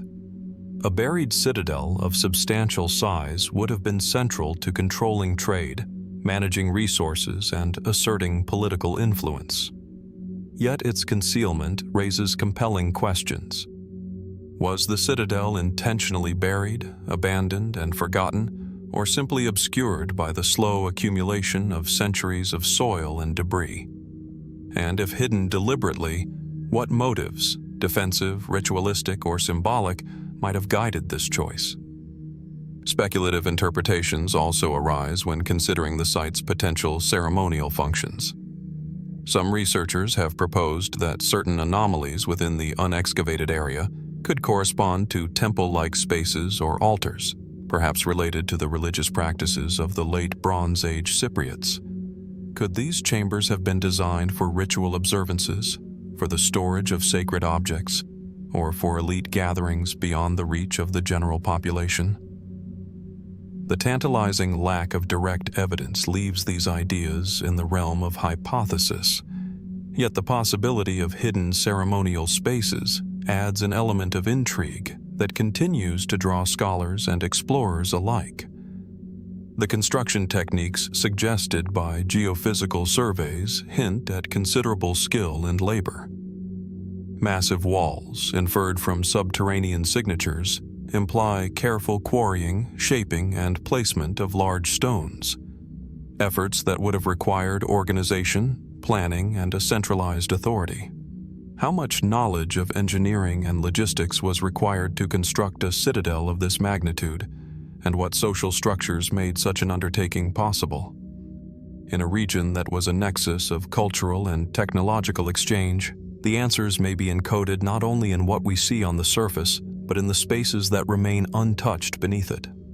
Environmental and geographical considerations deepen the mystery. Enkomi's coastal location offered both access and vulnerability. Proximity to the sea enabled trade, while the surrounding landscape provided natural defenses. Could the buried citadel have been designed to maximize these advantages, integrating the terrain into its fortifications? And what role might natural disasters, flooding, or seismic activity have played in shaping the city's hidden layers? The interplay between human planning and environmental adaptation is likely central to understanding both the visible and invisible aspects of the site. Walking across Enkomi today, it is possible to imagine the contours of a vast living city, one that extended both above and below the modern surface. The exposed walls and foundations speak of daily life, trade, and industry, while the buried citadel suggests spaces of secrecy, authority, and perhaps ritual. One is left to ponder the stories that might emerge once these hidden chambers are excavated. The sounds of footsteps on stone floors, the echoes of activity, the objects and inscriptions that could finally illuminate aspects of Bronze Age life that have remained elusive for millennia. The unexcavated citadel beneath Enkomi, like the Observatory at Dholavira and the rock-cut facades of Little Petra, exemplifies the enduring tension between what is known and what remains hidden.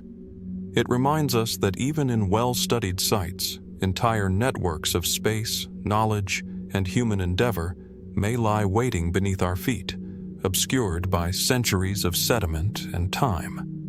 How much of the city's social, economic, and spiritual life can only be inferred until the ground is disturbed? And what might these hidden chambers reveal about connections between Cyprus and the broader late Bronze Age world? Connections that may alter our understanding of ancient trade, diplomacy, and culture? As the Mediterranean sun warms the stone and the coastal wind sweeps across the plains of Enkomi, the buried citadel remains silent, its secrets preserved beneath layers of earth. It invites curiosity, imagination, and patience, reminding us that history is often incomplete, and that some of its most compelling narratives lie not in the ruins we see, but in the hidden depths that await careful exploration. What mysteries, encoded in stone and soil, still endure beneath Enkomi, and how much of the human story, of ambition, innovation, and adaptation remains just out of reach, waiting for those determined enough to uncover it? From the buried citadel beneath Enkomi, with its silent chambers and hidden corridors, our journey now rises to the rugged highlands of an unnamed upland region, where stone walls of staggering scale cling to steep slopes and jagged ridges. These are the Cyclopean fortifications, walls composed of massive, irregularly shaped boulders, fitted together without mortar, their sheer size and precision inspiring both awe and speculation. From a distance, they resemble natural ridgelines, yet upon closer approach, the deliberate arrangement becomes unmistakable. Each stone is placed with care, interlocking with its neighbors in a silent testament to ancient engineering and human ambition. The term Cyclopean evokes the mythic, referencing the legendary giants thought by later Greeks to have built such walls, a nod to their extraordinary scale. In reality, these fortifications date to the Bronze Age, and earlier, a period when societies in upland regions sought both security and symbolic dominance. Archaeologists have documented similar structures across the Mediterranean, the Caucasus, and parts of the Near East, yet many remain poorly understood due to their remote locations and the limited excavation they have received. The walls themselves often stretch for hundreds of meters along steep escarpments, creating enclosures that dominate valleys below and offer commanding views of the surrounding terrain. What drove these communities to invest such effort in construction so labor-intensive, and what purposes did these fortifications truly serve? Some scholars argue that the primary function of these walls was defensive. Positioned atop strategic ridges, they could monitor movements across valleys, control access to trade routes, and provide strongholds against rival groups. The irregular shapes of the stones, their massive weight, and the sheer scale of the walls would have made them extremely difficult to breach using Bronze Age technology. Yet, the complexity of construction exceeds what would be necessary for simple defense. In many instances, walls curve around natural features, follow irregular contours, or integrate terraces and platforms whose precise function is unclear. Could these features indicate ceremonial or administrative uses, or perhaps reflect a symbolic assertion of power that complemented their military utility? Geophysical surveys and limited excavations suggest that some Cyclopean fortifications contained interior spaces, courtyards, or even hidden chambers, raising questions about their social and ritual significance. were these enclosures purely functional, designed to protect livestock, supplies, or personnel? Or might they have served as sites for elite gatherings, religious observances, or astronomical observations, subtly connecting human activity with the cycles of the sun, moon, or stars? In upland regions, where isolation and exposure heighten both the physical and psychological experience of space, the walls themselves may have been designed to impress, intimidate, or inspire awe. The engineering techniques employed in these fortifications are particularly striking. The stones, some weighing several tons, were quarried, transported, and positioned without mortar, relying entirely on weight, balance, and friction to remain stable over centuries. How did ancient builders move such immense boulders across steep, uneven terrain? And how did they plan sequences of construction without the benefit of modern surveying equipment? Some researchers suggest that these communities possessed a highly developed understanding of mechanics and geometry, perhaps encoded in traditions of oral knowledge or apprenticeship, now lost to time. Speculative interpretations extend beyond engineering and defense. Some propose that Cyclopean walls marked territorial boundaries in a dramatic and visible way, creating a statement of ownership that could be read across valleys. Others note that certain walls appear to align with distant peaks or celestial events, hinting at a possible symbolic or ritual dimension. Could the builders have integrated cosmological knowledge into the placement of stones, creating spaces where human and celestial rhythms intersected? And if so, what aspects of that knowledge were considered sacred, practical, or political? Environmental factors also play a key role in understanding these structures. The upland regions in which they appear are often subject to harsh weather, steep slopes, and limited agricultural potential. Yet these very conditions may have shaped the fortification's design, maximizing defensive capability while exploiting the natural landscape. The walls frequently integrate cliffs, terraces, and rocky outcrops, creating complex geometries that merge with the environment. This interplay of natural and human-made forms adds to the sense of mystery, as if the fortifications themselves were meant to blur the boundary between the earth and the hand that shaped it. Walking along these massive stone walls today, it is impossible not to feel the presence of generations who labored to move, fit, and shape stones that will endure for millennia. The scale of human effort is palpable. Each boulder carries a story of vision, organization, and skill. Yet for all their tangible impact, the social, political, and spiritual motivations behind the construction remain elusive. We can observe and measure, trace alignments, and compare with other sites, but the lived experience of those who built, defended, or walked these spaces is largely inaccessible.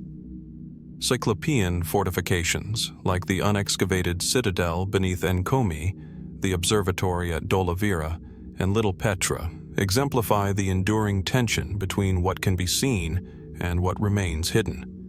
They challenge assumptions about early societies, their technical capacities, and their relationship with landscape, power, and ritual. Each massive stone poses a question: who decided its placement and why? What knowledge guided the builders, and what has been lost to the centuries?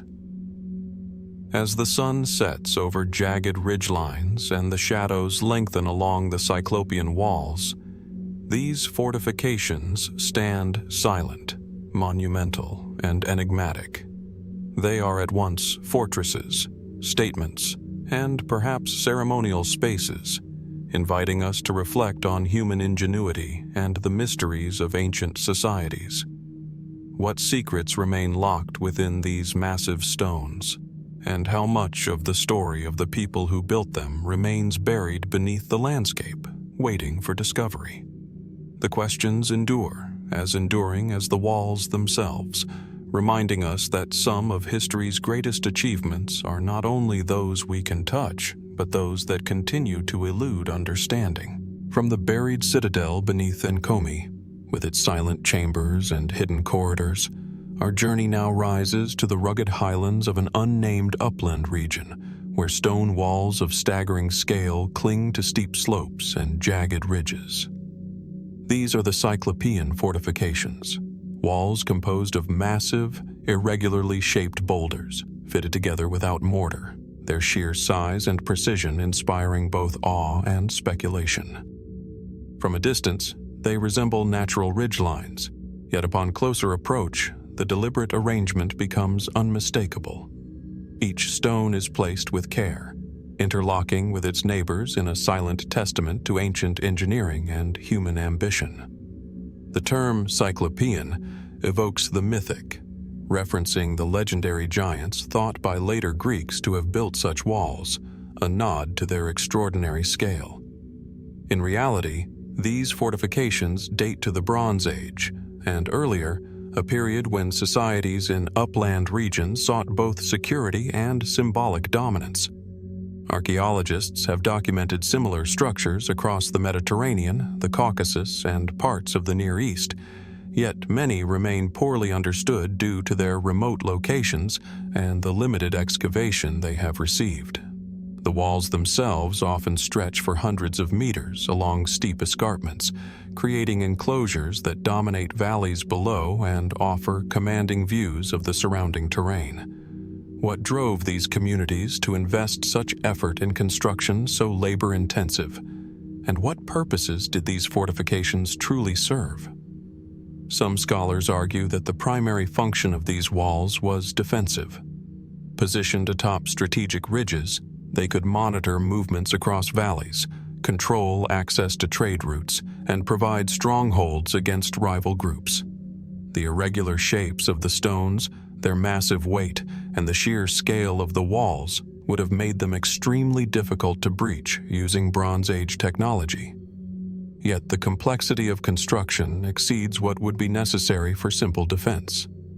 In many instances, walls curve around natural features, follow irregular contours, or integrate terraces and platforms whose precise function is unclear. Could these features indicate ceremonial or administrative uses, or perhaps reflect a symbolic assertion of power that complemented their military utility? Geophysical surveys and limited excavations suggest that some Cyclopean fortifications contained interior spaces, courtyards, or even hidden chambers, raising questions about their social and ritual significance. Were these enclosures purely functional, designed to protect livestock, supplies, or personnel? Or might they have served as sites for elite gatherings, religious observances, or astronomical observations, subtly connecting human activity with the cycles of the sun, moon, or stars? In upland regions where isolation and exposure heighten both the physical and psychological experience of space, the walls themselves may have been designed to impress, intimidate, or inspire awe. The engineering techniques employed in these fortifications are particularly striking. The stones, some weighing several tons, were quarried, transported, and positioned without mortar, relying entirely on weight, balance, and friction to remain stable over centuries. How did ancient builders move such immense boulders across steep, uneven terrain? And how did they plan sequences of construction without the benefit of modern surveying equipment? Some researchers suggest that these communities possessed a highly developed understanding of mechanics and geometry, perhaps encoded in traditions of oral knowledge or apprenticeship, now lost to time. Speculative interpretations extend beyond engineering and defense.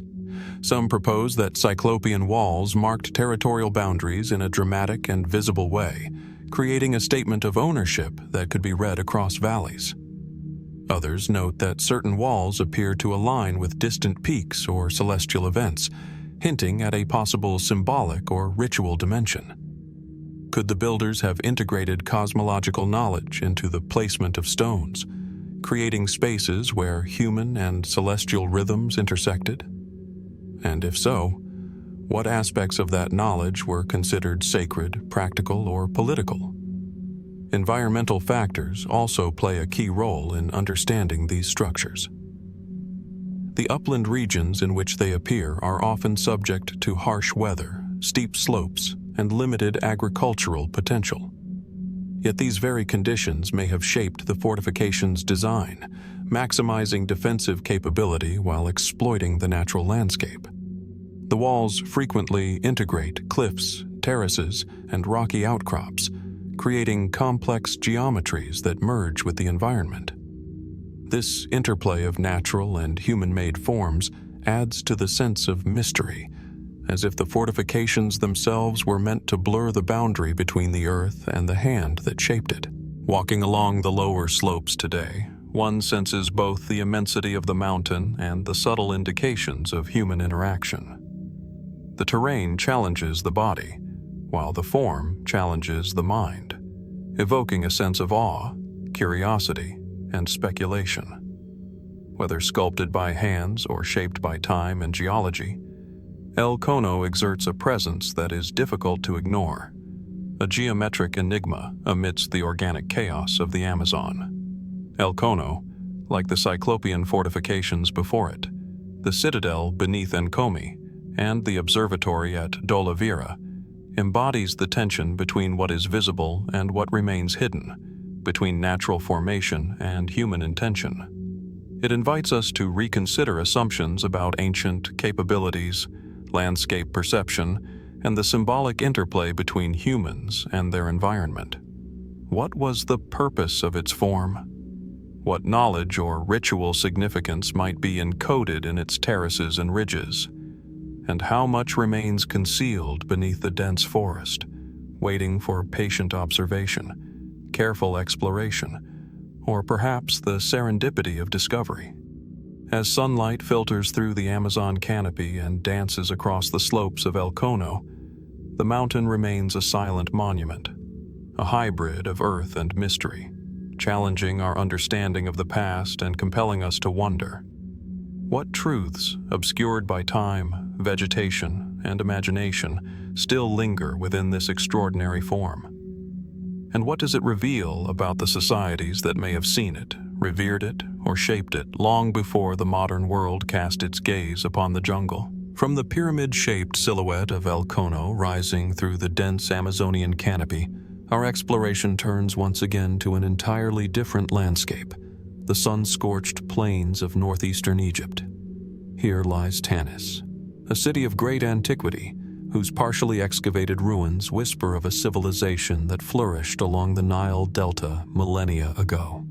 While excavations have revealed monumental temples, royal tombs, and sprawling streets, much of Tanis remains hidden beneath layers of sand, silt, and centuries of human occupation. These unexcavated areas suggest that the city's full scope, and perhaps some of its most extraordinary secrets, has yet to see the light of day. From a distance, the ruins visible today appear as jagged clusters of stone rising above flat, golden sands, their lines softened by centuries of erosion. Yet beneath this seemingly barren surface lies the promise of discovery. Foundations of palaces, sprawling residential districts, and enigmatic chambers whose purpose and content remain unknown. Archaeologists know that the city reached its height during Egypt's Third Intermediate Period, roughly 1000 to 1100 BCE, and served as a political and religious hub. Yet the unexcavated portions hint at a much larger urban fabric, one that could reshape our understanding of Egyptian power, ritual, and daily life in this era. What treasures, records, or structural innovations lie buried, waiting for patient exploration? Excavated sites within Tanis, including the tombs of pharaohs Susens I, Amenemope, and Shoshenq II, reveal an extraordinary wealth of craftsmanship. Gold masks, intricately carved jewelry, and precisely constructed stone chambers. Yet these discoveries raise as many questions as they answer. Why do certain tombs appear isolated, while others cluster in complex arrangements? Could the unexcavated areas hold tombs or ceremonial spaces even more grand, hidden beneath layers of sand that have protected them from looters for centuries? And beyond royal sepulchres, what of administrative buildings, archives, or workshops that might illuminate the city's economic and social structures? One of the most compelling aspects of Tanis lies in its urban planning and monumental architecture. The city's temples align with cardinal points, and its streets are laid out with remarkable regularity for a city of its time. The unexcavated areas could reveal extensions of this planning, offering insight into how the city balanced religious, administrative, and residential needs. Some scholars speculate that hidden underground chambers may have been built as protective vaults, repositories for sacred or valuable objects, or even as secret ceremonial spaces whose functions are now forgotten. How were these spaces organized, and what knowledge guided their construction? Geological and environmental factors add another layer of mystery. Tanis is built on deltaic deposits, where shifting sands, floods, and sedimentation have obscured much of the city over millennia. These natural processes may have simultaneously protected and concealed parts of the city, preserving structures that remain untouched while burying them beneath layers of earth. Could some of the unexcavated zones contain not only intact tombs and temples, but also traces of earlier, pre-Delta settlements, offering a glimpse into the evolution of urban life in this critical region? The potential for astronomical or symbolic design within Tanis cannot be overlooked. Temples and mortuary complexes exhibit alignments that correspond to celestial events, suggesting a sophisticated understanding of the heavens and their integration into architecture and ritual. Could the hidden portions of the city include structures whose orientation encoded knowledge of the stars, the Nile's cycles, or even religious calendars? And if so, what rituals, ceremonies, or societal functions might these alignments have supported, now lost to both time and sand?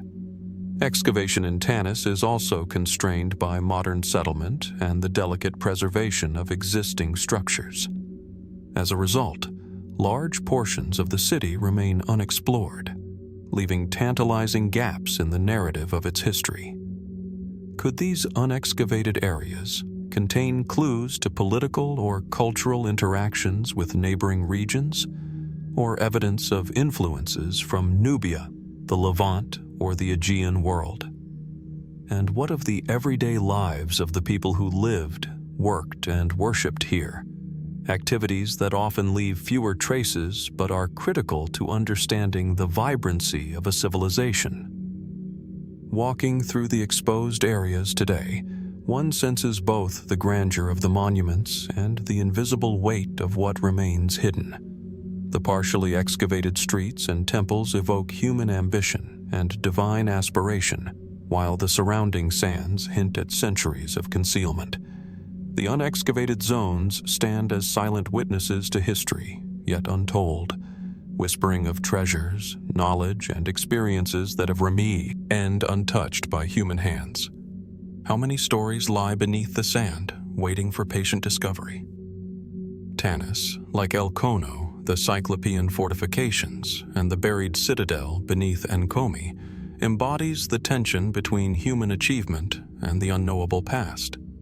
Its partially explored monuments reveal glimpses of ingenuity, artistry, and ritual, yet the unexcavated areas invite imagination, speculation, and careful scientific inquiry.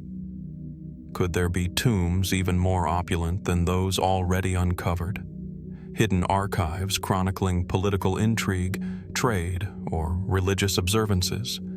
Or perhaps structural innovations that challenge our assumptions about Egyptian engineering?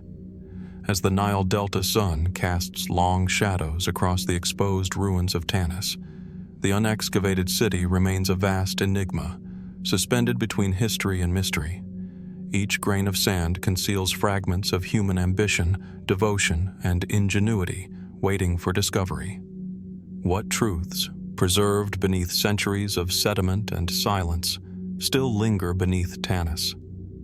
And how much of the story of its people, of kings, priests, and citizens alike, remains hidden, waiting for those willing to peer beneath the surface and listen to the echoes of a civilization long buried? From the sun-baked sands and hidden chambers of Tanis, where the Nile Delta conceals centuries of human endeavor beneath its golden blanket, our journey now moves thousands of miles eastward into the dense, humid jungles of southeastern Asia. Here, amid tangled vines, towering trees, and the constant chorus of wildlife, lie ruins that defy easy classification, unidentified temple structures, their walls partially revealed through the shifting greenery, yet whose purpose, builders, and origins remain shrouded in mystery. The jungle itself seems to guard these ruins, obscuring them from casual observation, preserving secrets that may have endured for a millennium or more. Approaching the site, one is immediately struck by the contrast of geometry and chaos. Rectilinear terraces, carved stones, and scattered fragments of columns emerge unexpectedly from the undergrowth, hinting at an organized layout, yet the overall plan is difficult to discern. Trees twist through doorways, roots snake across thresholds, and moss softens the edges of carvings, creating a sense that the jungle has both reclaimed and framed the ruins in a living tableau. How much of what we see today reflects human design, and how much has been altered or even partially hidden by centuries of relentless vegetation? Archaeologists visiting the area have noted stylistic elements that seem familiar yet resist definitive categorization. Some reliefs and motifs echo broader traditions found in Khmer, Cham, or Mon civilizations, yet their execution, scale, and arrangement suggest influences or practices that are not fully understood. Could these ruins represent a local adaptation of a regional style, or perhaps an entirely independent culture whose records have been lost to time? And if so, what was the society that invested labor, knowledge, and resources into this remote, challenging environment? The scale and alignment of certain features add to the enigma.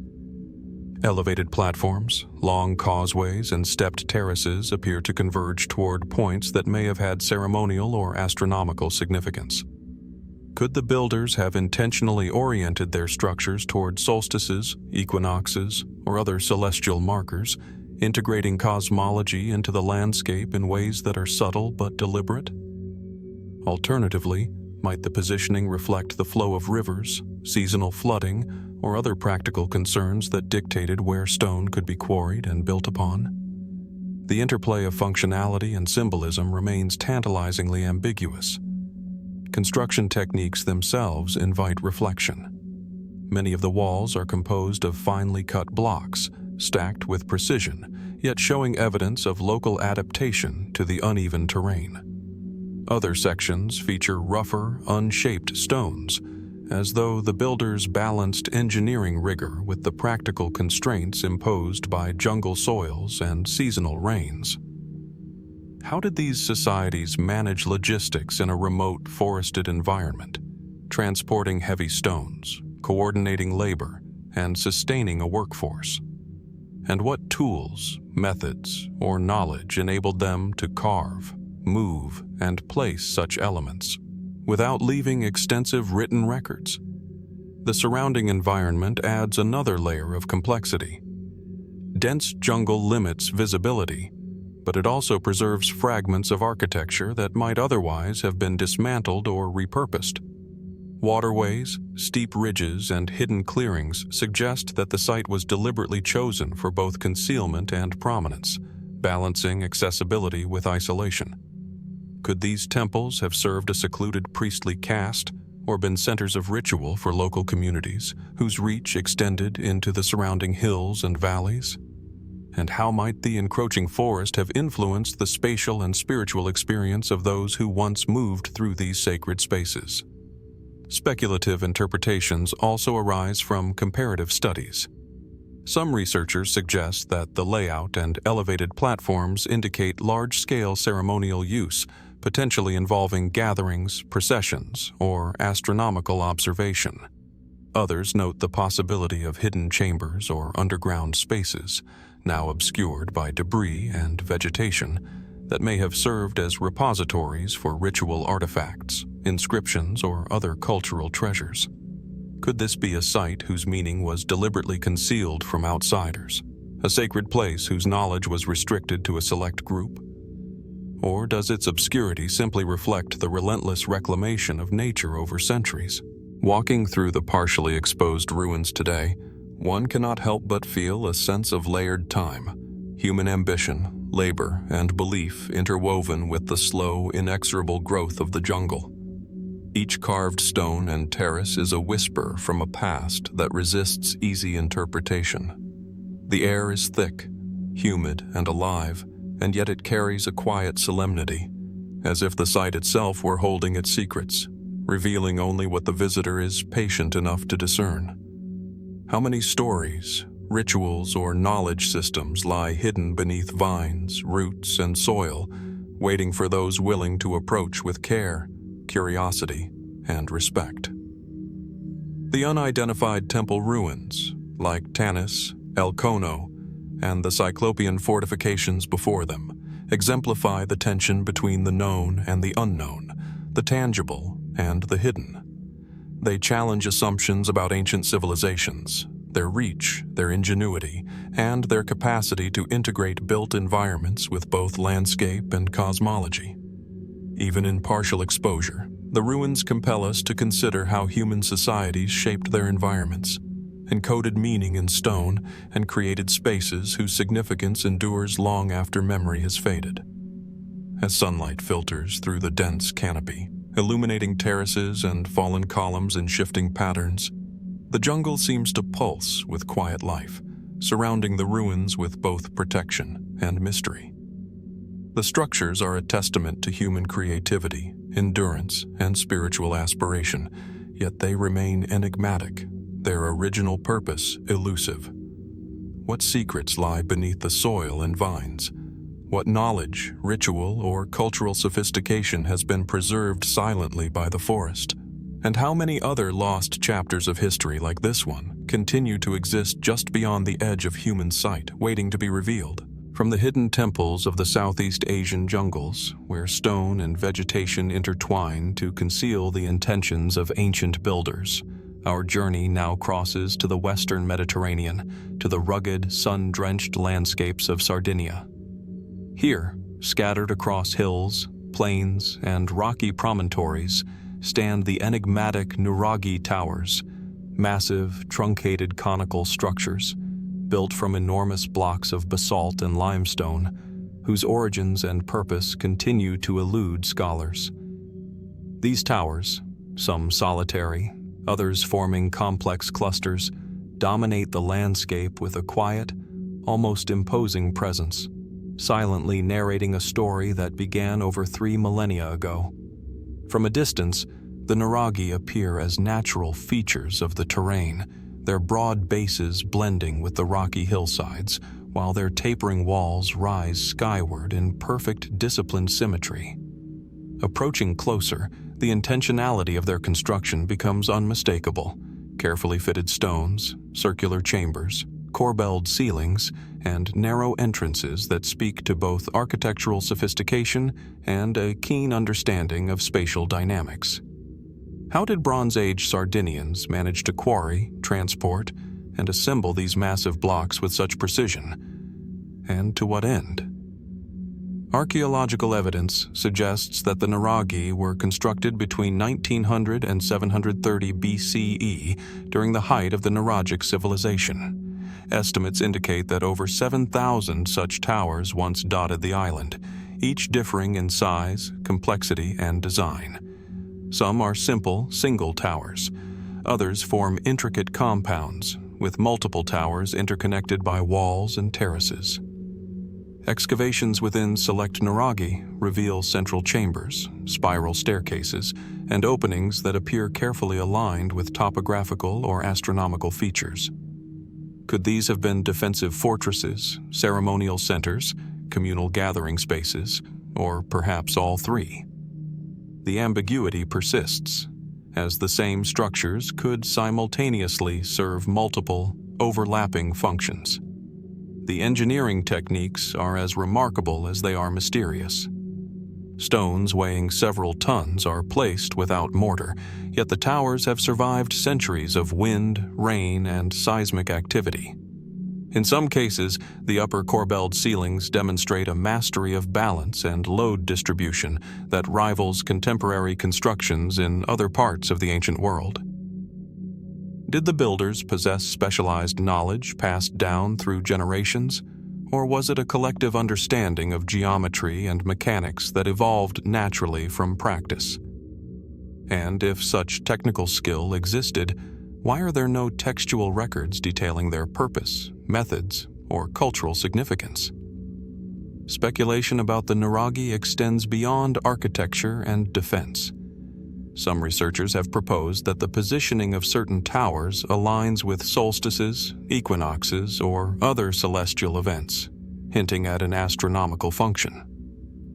Others note that many towers are situated on prominent hills or near water sources, suggesting roles in territorial control, trade oversight, or resource management.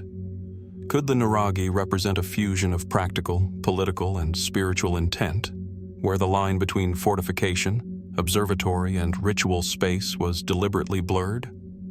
Clusters of Nuragi, known as complex Nuragi, reveal additional layers of intrigue. These compounds often include multiple towers, surrounding walls, terraces, and ancillary structures whose functions remain obscure. Excavations have uncovered storage areas, cisterns, and traces of bronze working, hinting at both domestic and industrial activity. Yet questions remain. Were these complexes inhabited continuously, seasonally, or used primarily for ceremonial gatherings? And how did the social and political organization of the Nuragic people shape the construction and maintenance of such enduring stone structures? Environmental and geographical factors add to the puzzle. Sardinia's rugged terrain, with its hills, cliffs, and sparse plains, dictated both opportunity and constraint. The placement of towers often maximizes visibility across valleys and coastal plains, suggesting strategic awareness. Yet the level of labor investment required for construction in these remote areas implies complex social coordination. What methods of communication, organization, and planning allowed Bronze Age communities to build structures of such scale across an entire island? And what cultural or spiritual imperatives justified the expenditure of such effort? Walking among the Nuragi today, one is struck by a sense of permanence and mystery. The towers, enduring through millennia, invite contemplation of human ambition, ingenuity, and vision. Yet they also pose questions that remain unanswered. What was the lived experience of those who constructed and inhabited these spaces? Were the Nuragi centers of power, sacred spaces, refuges, or markers of identity? And how did these structures shape the social and spiritual landscapes of Bronze Age Sardinia, influencing generations whose stories have been partially lost to time? The Nuragi, like the unidentified temples of the Southeast Asian jungles, Tanis's hidden districts, or El Kono's pyramid-shaped slopes, exemplify the tension between visibility and mystery, permanence and impermanence. They reveal the extraordinary capabilities of ancient societies while reminding us of the limits of modern understanding. Each tower, each compound, stands as both a monument and a question, challenging us to imagine the complexity of a civilization whose imprint endures in stone, yet whose voice has largely vanished. As the Mediterranean sun dips toward the horizon and casts long shadows across the uneven Sardinian hills, the Nuragi stand in silent vigil, bridging the gap between the known and the unknown. They invite reflection, curiosity, and wonder, compelling us to consider not only the technical and architectural feats they embody, but also the human stories, cultural practices, and mysteries that remain hidden within their enduring walls. What secrets do these towers conceal? And how much of Sardinia's ancient past, encoded in stone and terrain, still lies beyond our reach, awaiting discovery by those willing to look, listen, and imagine? From the enduring stone towers of Sardinia, where nuraghi rise like silent sentinels across sun-baked hills, our exploration now turns eastward, across the Aegean and into the fertile plains of western Turkey. Here, near the ancient city of Pergamon, stands the Red Basilica, or Basilica of Trajan, a structure whose massive walls, deep red bricks, and enigmatic purpose have captivated historians, archaeologists, and travelers for centuries. From the outside, it is imposing, a monumental rectangle of brick and mortar, spanning over 70 meters in length, its towering walls punctuated by colossal columns and vaulted chambers, evoking a sense of both power and secrecy. As one approaches, the scale of the structure becomes overwhelming. The massive stone blocks, carefully aligned and mortared, rise above the landscape with a quiet authority.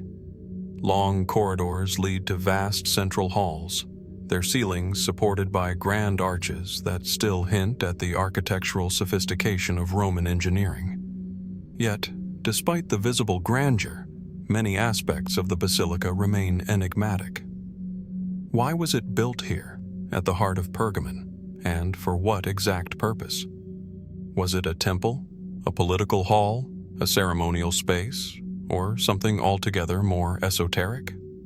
Historical sources identify the Red Basilica as a Roman temple constructed during the reign of Emperor Hadrian or his predecessor Trajan, with evidence of dedication to Egyptian deities such as Isis and Serapis. This suggests a blending of Roman architectural mastery with foreign religious practices, a syncretism that is striking, particularly for Asia Minor. But while mainstream archaeology frames the structure within known Roman religious and political contexts, other elements resist simple explanation. Certain interior alignments, subterranean chambers, and the sheer scale of the hallways hint at uses beyond traditional worship, perhaps incorporating elements of ritual or initiation unknown to most observers.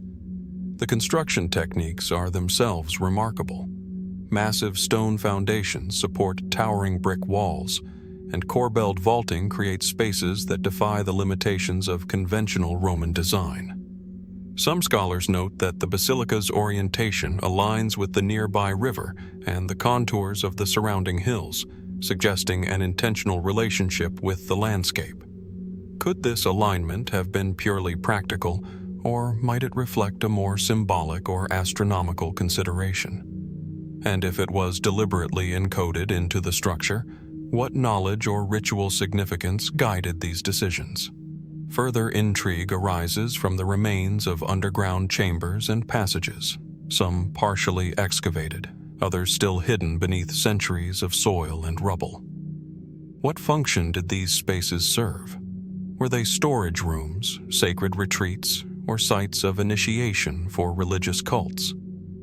References to the worship of Isis and Serapis imply ceremonial complexity, yet there is no definitive record of exactly how rituals were conducted within these monumental walls.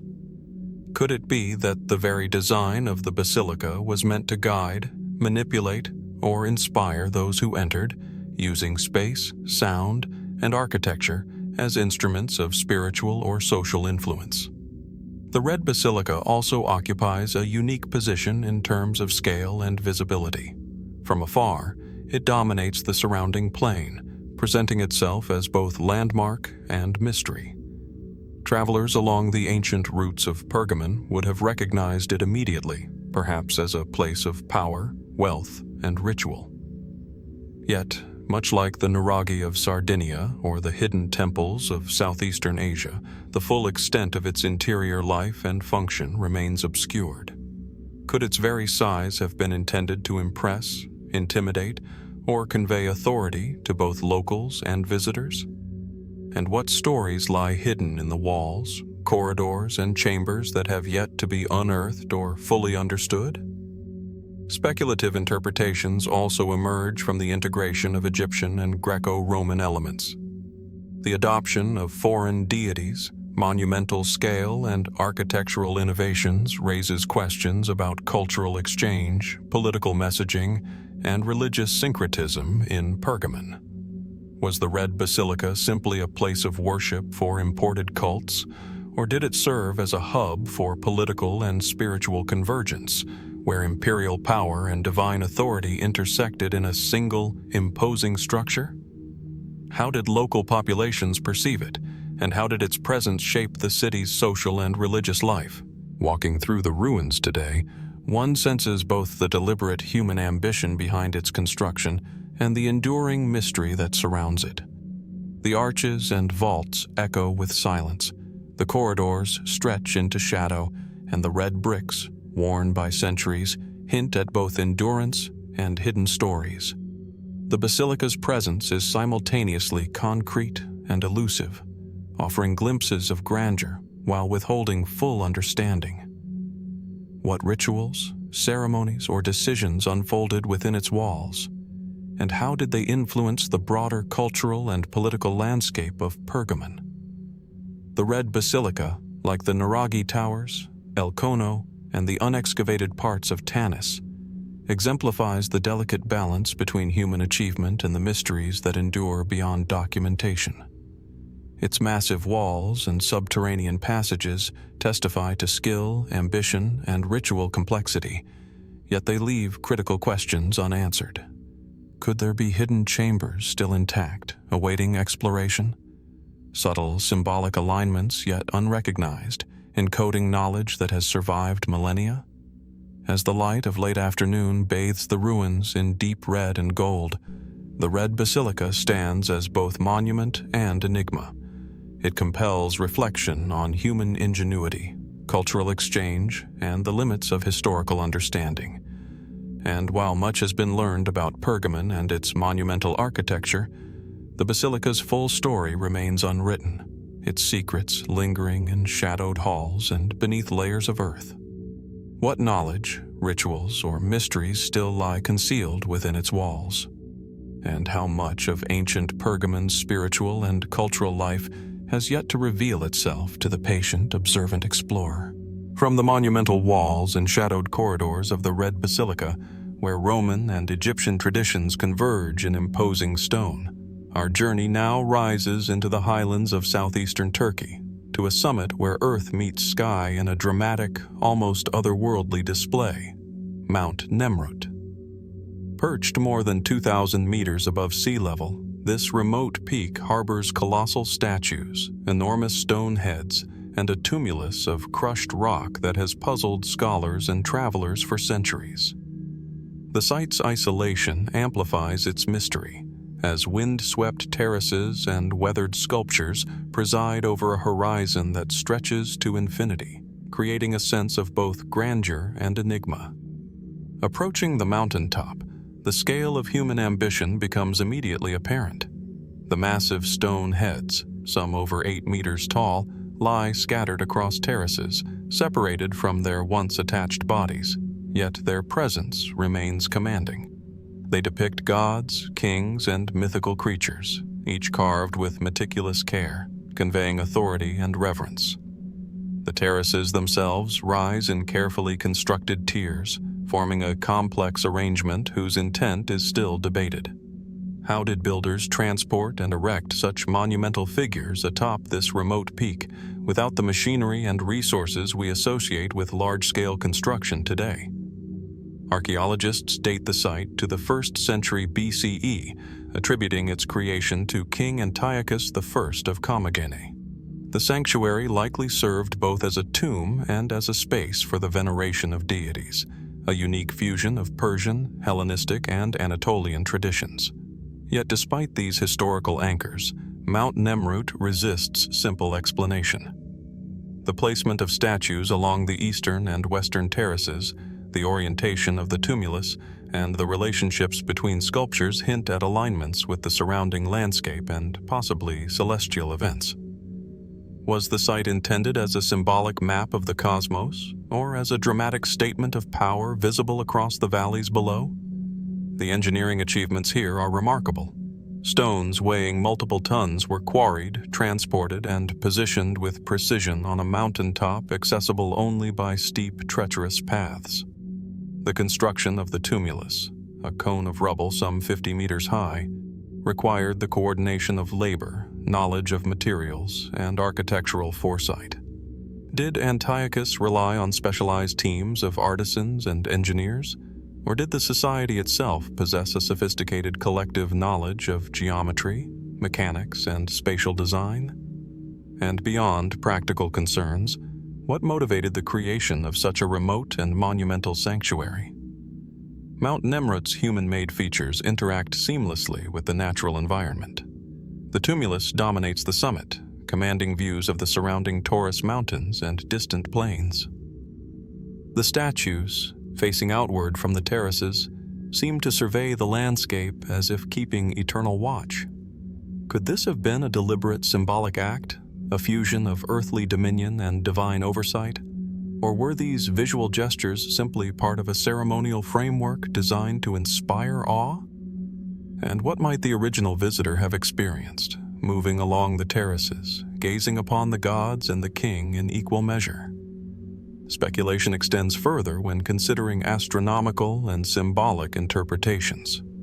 Some researchers suggest that the layout of the terraces and placement of statues corresponds to solstices, equinoxes, or stellar phenomena, indicating an advanced understanding of celestial cycles. Others propose that Mount Nemrut functioned as a liminal space, a sacred interface where Antiochus could symbolically connect the terrestrial and the divine. Were the statues meant to guide, impress, or even initiate observers into a cosmological worldview encoded in stone? And if so, what knowledge or ritual has been lost to time, buried beneath the tumulus and obscured by weathering? Environmental conditions both protect and obscure the site. The harsh winds, freezing winters, and heavy snow of the mountaintop have eroded faces and toppled massive heads, yet these same elements have preserved the overall structure from more deliberate destruction. Portions of the tumulus and terraces remain buried or shifted, concealing chambers, inscriptions, or artifacts that might illuminate the full intent of Antiochus's monumental vision. How much of the site still lies hidden, and what secrets could it yield if examined with careful modern techniques? Walking among the ruins today, one senses the interplay of human ambition and natural majesty. The colossal heads, now fractured yet imposing, evoke both reverence and curiosity. The terraces rise in geometric precision, suggesting ritual or symbolic intent, while the surrounding landscape emphasizes isolation and scale. Mount Nemrut is a site where human creativity, political aspiration, and religious devotion converge, yet where the full story remains tantalizingly out of reach. What ceremonies took place here, and what narratives were encoded in the careful arrangement of statues and terraces?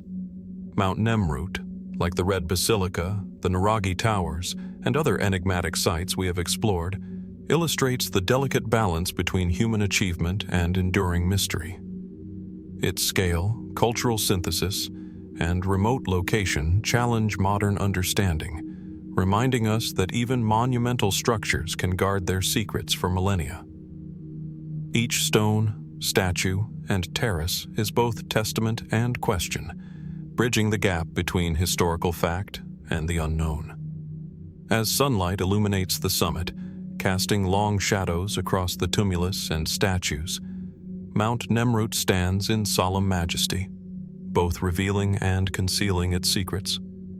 It compels reflection, wonder, and inquiry, leaving us with questions as profound as the mountain itself. What knowledge, rituals, or intentions lie hidden in the stones? How much of Antiochus's vision remains beyond our grasp? And what stories, encoded in this dramatic highland sanctuary, are waiting still to be discovered by those patient enough to seek them? From the windswept heights of Mount Nemrut, where colossal statues stand sentinel over a remote summit, our journey now moves northwest, across rugged mountains and verdant valleys, to the Caucasus region. Here, atop a steep rocky ridge in the Racha-Lechkumi region of Georgia, lies the enigmatic Shaori Fortress, a Bronze Age stronghold whose stone walls and towers cling to the mountain as if rooted in the very bedrock. The fortress, largely constructed from massive basalt blocks without mortar, commands a panoramic view of the surrounding valleys, yet its origins and purpose remain shrouded in mystery. Approaching Shaori, the scale and isolation of the site are immediately striking. The walls, some several meters thick, trace the contours of the ridge, adapting to the jagged terrain with a precision that seems almost effortless. Towers rise intermittently along the perimeter, offering both defensive strength and vantage points over the valleys below. The construction technique, carefully placed dry stone masonry, is remarkably sophisticated, raising questions about the engineering knowledge and organizational capacity of a Bronze Age society in such a remote location. How did the builders transport these immense stones up steep slopes without cranes, pulleys, or other advanced tools? And what drove them to invest so much labor in a site so difficult to access? Archaeological estimates place the fortress's construction around the early 2nd millennium BCE, during a period when the Caucasus was a nexus of trade, cultural exchange, and social development. Shaori is one of several Cyclopean fortresses scattered across the region, but it stands out for its dramatic placement and the precision of its masonry. Some researchers suggest that it functioned as a defensive refuge, protecting local communities from raiders or rival tribes. Yet the effort required to construct the fortress in such an inaccessible location suggests motives that may have extended beyond simple defense. Could Shaori have served ceremonial or symbolic purposes, asserting dominance over the surrounding landscape and communicating power to those who approached its slopes? The layout of the fortress adds to the intrigue. Terraces, narrow passageways, and interior chambers hint at careful planning, yet the function of many areas remains uncertain. Was Shaori continuously inhabited, or was it a seasonal refuge, occupied only during periods of conflict or ritual? Evidence of storage areas and hearths suggests that food and resources could be preserved for extended periods, indicating that the fortress may have supported long-term habitation. And yet, despite these practical features, the fortress also possesses a sense of ritualized space. Certain towers and platforms appear deliberately aligned with mountain peaks, suggesting a symbolic or cosmological dimension to the construction. The strategic location of Shaori cannot be overlooked. Perched hundreds of meters above the surrounding valleys, the fortress dominates the landscape, offering commanding views of potential approaches from any direction. This suggests not only defensive foresight, but also an awareness of visual communication. Could the placement of Shaori have been intended to convey power, surveillance, or ritual presence to communities across the region?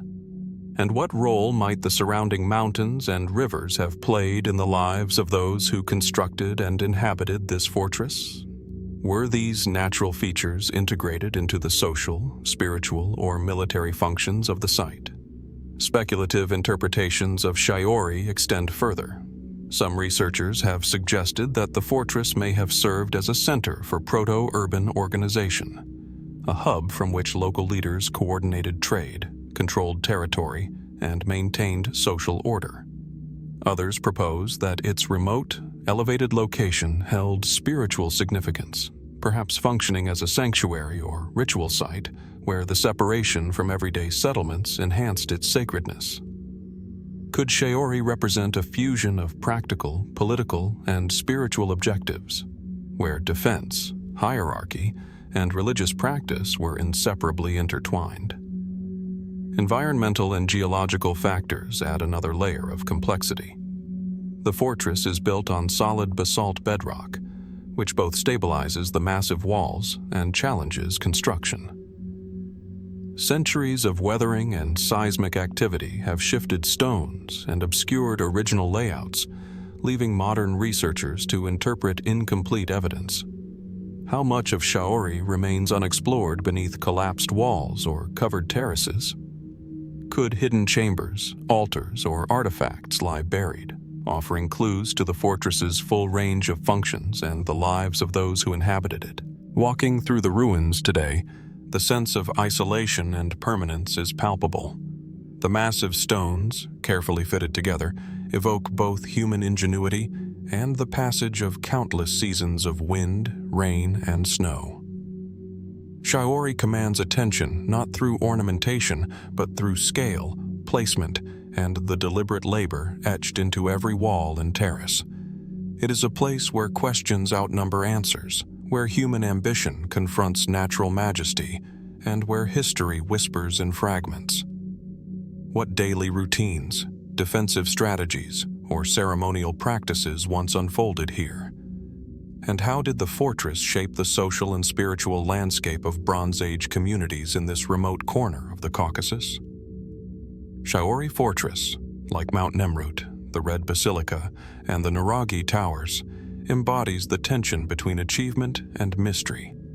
It reveals remarkable technical skill and social organization, yet it withholds the full story of its creation, use, and meaning. Each wall, tower, and terrace is a testament to human effort and vision, but also a question mark suspended in time. As sunlight falls across the basalt stones and the surrounding valleys, the fortress rises in solemn majesty, a monument to the enduring curiosity of humanity. Shaori invites reflection, awe, and inquiry. What secrets remain hidden within its walls? What knowledge, rituals, or social structures are still encoded in its terraces and towers? And how much of the story of the people who built and defended this remote fortress remains, like the stones themselves, concealed by time, geography, and silence? From the isolated heights of Shaori Fortress, where stone walls cling stubbornly to the Caucasus ridges, our exploration descends into a quieter, more hidden realm, one shaped not by fortification, but by remembrance. Across continents and millennia, humanity has sought to honor the dead with spaces that merge earth and stone, shelter and secrecy. Among the most enigmatic of these are remote rock-cut burial chambers, carved into hillsides, concealed within ridges, and often accessible only through narrow, deliberate passageways. At first glance, these sites appear simple, just hollows in rock. But closer inspection reveals deliberate design, precise geometry, and a sense of purpose that is both practical and profoundly symbolic. Approaching such a site, the terrain itself commands attention. Hills rise sharply from valleys, their slopes dotted with natural outcroppings. Here, beneath an unassuming crest, entrances carved into solid rock hint at subterranean worlds. Some are barely wider than a doorway, others open into complex chambers, their interiors precisely hewn to accommodate coffins, sarcophagi, or ritual paraphernalia. The act of excavation alone demonstrates significant engineering knowledge. Tools, labor, and planning were required to hollow dense rock while maintaining structural integrity. How did ancient builders conceive of these spaces, and what motivated them to undertake such labor-intensive construction in locations often distant from settlements? Archaeological study has confirmed that rock-cut burial chambers appear across diverse cultures, from the hillocks of Anatolia to the uplands of the Caucasus, the cliffs of the Mediterranean, and the remote highlands of Asia. Some chambers are modest, intended for individual burials. Others are vast, complex networks designed for multiple generations. In several cases, chambers contain evidence of ritualized practice, remnants of offerings, engraved symbols, and carefully positioned bodies. Yet, despite centuries of study, questions linger. Why were these tombs consistently hidden or elevated? Was their placement determined by spiritual considerations, defensive concerns, or an awareness of landscape and celestial alignment? The architectural sophistication is remarkable. Many chambers feature corbelled ceilings, niches, and internal divisions that reflect both practical and symbolic concerns.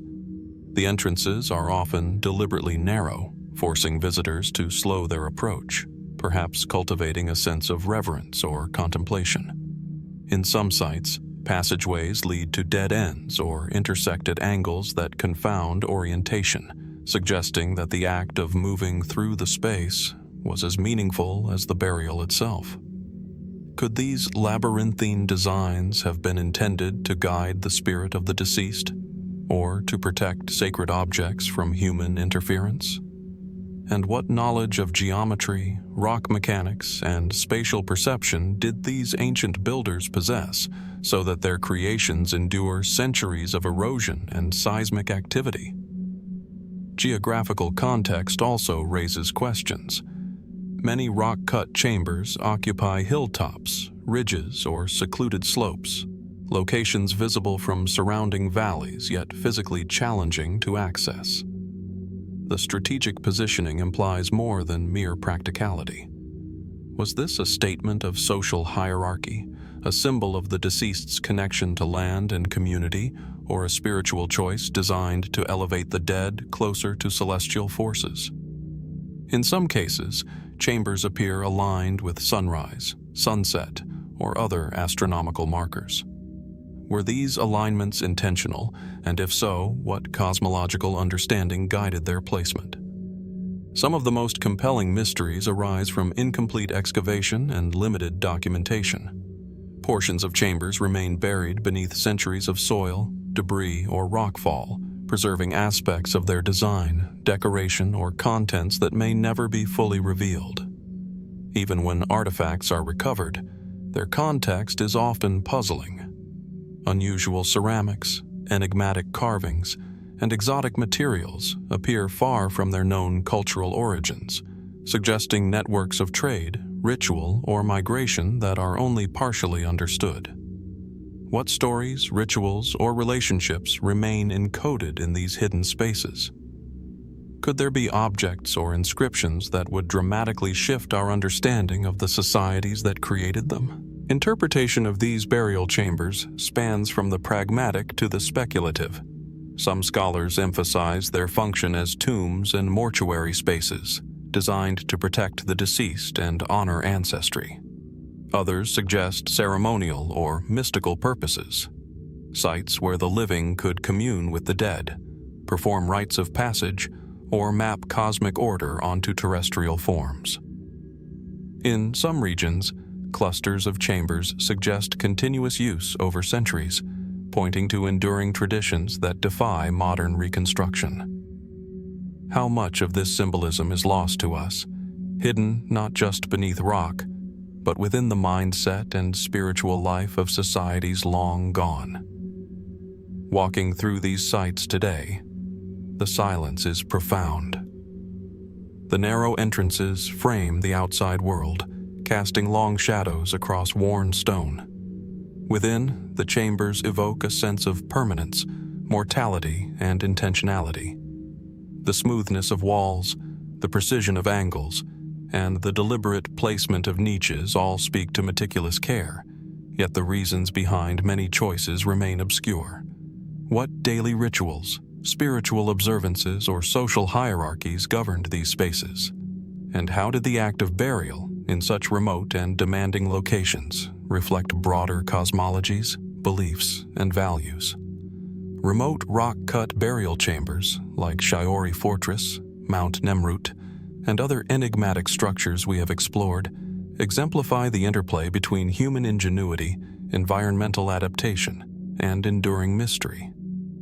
They testify to technical skill, cultural complexity, and spiritual vision, while simultaneously guarding the full story of their creation, use, and meaning. Each chamber is both monument and question, a space where the dead and living intersect, and where the past communicates only in fragments. As sunlight fades across hillsides and valleys, the rock-cut entrances stand in quiet vigilance, both revealing and concealing. These hidden tombs invite reflection, contemplation, and wonder. What remains undiscovered within their walls? What knowledge, ritual, or symbolism lies still buried beneath centuries of soil and stone? And how much of the story of the communities who carved these remote chambers will remain a mystery, patiently awaiting those who seek, observe, and imagine? From the hidden recesses of remote rock-cut burial chambers, where ancient societies carved their dead into hillsides, our journey now moves into broader landscapes, valleys that remain largely unexplored, yet bear evidence of astonishing human ingenuity. Across continents, in regions shielded by mountains, dense forests, or sheer inaccessibility, giant masonry terraces rise in sequences that defy simple explanation. These terraces, vast platforms of stone, cut and stacked with remarkable precision, appear in uncharted valleys, often unconnected to known settlements, leaving observers to wonder who built them, why, and how. Approaching one of these terraces, the scale alone is staggering. From a distance, the valley walls appear natural, yet closer inspection reveals a series of horizontal steps, each supported by massive stones carefully interlocked. Some terraces extend for hundreds of meters, climbing steep slopes with a rhythm and regularity that suggests careful planning and deep understanding of the terrain. Unlike agricultural terraces, which follow contours to optimize irrigation, many of these constructions seem excessive for subsistence purposes. Could their purpose have been ceremonial, defensive, or symbolic, rather than purely functional? The precision of construction is equally remarkable. Stones weighing several tons are placed in near-perfect alignment, with corners and joints fitting so tightly that even modern machinery would find the task challenging. The builders achieved stability on steep, uneven slopes, often in areas exposed to seasonal rains, earthquakes, or erosion. How did they transport these stones from distant quarries, position them with such accuracy, and plan terraces that integrate seamlessly with the natural contours of the land? And what knowledge of engineering, mathematics, or environmental adaptation guided these efforts in landscapes largely inaccessible to contemporary observers? Historical context provides partial clues. In some regions, terraces appear alongside burial mounds, megalithic walls, or ceremonial platforms, suggesting a ritual or communal purpose. Elsewhere, terraces seem to mark territorial claims, serving as monumental boundaries that communicated control over a landscape. Yet in many uncharted valleys, terraces stand alone, disconnected from settlements or roads. Could they represent lost civilizations, ephemeral communities, or cultural expressions now erased from memory? And why choose such hidden locations, often far from rivers or fertile plains, for constructions of this scale? Speculation extends to symbolic and astronomical interpretations. Some terraces align with natural landmarks, mountain peaks, or the rising and setting sun on solstices. Were these alignments intentional, encoding cosmological knowledge or ceremonial timing into the landscape itself? Could the terraces have served as platforms for ritual gatherings, observation, or performance, where human presence was orchestrated in dialogue with the valley, sky, and surrounding environment? And if so, what beliefs, myths, or social structures determined the orientation, height, and sequence of each terrace? Environmental factors amplify the mystery. Dense vegetation, steep slopes, and erosion have concealed many terraces for centuries. In some areas, satellite imagery reveals outlines invisible to those on the ground, hinting at the enormous scale of construction. Yet even with modern technology, access is limited, leaving many terraces unexplored, partially collapsed, or buried beneath soil and debris. How much of the original structure remains hidden, preserving insights into design, purpose, and cultural significance? Could undiscovered chambers, artifacts, or inscriptions lie within these terraces, offering keys to their creators' intentions? Human imagination is drawn to extremes. Could some terraces have functioned as observatories, signaling platforms or ceremonial centers connected across multiple valleys? Might they represent a lost form of social organization, where labor, ritual, and engineering converge to create a landscape imbued with meaning and control? Or are they the product of pragmatic necessity, designed to maximize arable land or water management, yet executed on a scale that exceeds conventional expectations? The truth may lie somewhere between practical innovation and symbolic expression, yet it remains tantalizingly elusive. Walking along these terraces today, one is struck by a sense of scale, solitude, and endurance. The platforms stretch into shadowed valleys, their precise lines etched into the hillsides like a human signature on a monumental canvas. The stones, weathered but resolute, speak to effort, planning, and vision, yet their full story is obscured. What ceremonies, labor systems, or social hierarchies shaped these constructions? How did communities interact with them, inhabit them, or traverse them? And what lessons about human ingenuity, belief, and persistence are encoded in their careful design? Giant masonry terraces, like the remote burial chambers, Shaori Fortress, or Mount Nemrut, highlight the interplay between human ambition, environmental mastery, and enduring mystery. They reveal societies capable of immense planning, coordination, and technical skill, yet they withhold the full understanding of purpose, meaning, and context.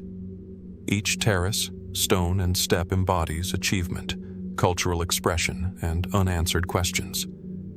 As the sun dips across uncharted valleys, casting long shadows over the terraces, the structures stand in silent testimony to human endeavor and curiosity. They invite reflection and imagination. What remains undiscovered beneath layers of soil and vegetation? What purposes, rituals, or symbolic meanings have been lost to time? And how much of the story of the civilizations that constructed these enormous terraces still waits, patient and hidden for those willing to seek it out? From the vast slopes and monumental terraces of uncharted valleys where human ambition etches patterns into the landscape, our exploration descends beneath the surface into a hidden world carved entirely from rock, the Hypogeum of Ħal-Saflieni in Malta. Here, beneath the modern town of Paola, lies a subterranean labyrinth that has fascinated archaeologists, historians, and visitors for over a century. Descending through a narrow, unassuming entrance, one enters a network of chambers, passageways, and shrines carved into the limestone bedrock, a space where light and shadow are carefully controlled, and where silence amplifies the sense of timelessness. The Hypogeum is extraordinary, not only for its scale but for its precision. Its walls, ceilings, and floors are hewn with meticulous care, forming a series of interlocking chambers that descend 3 levels below the surface. Some spaces are small, intimate, perhaps intended for individual or familial use, while others expand into vast halls where hundreds of human remains have been found.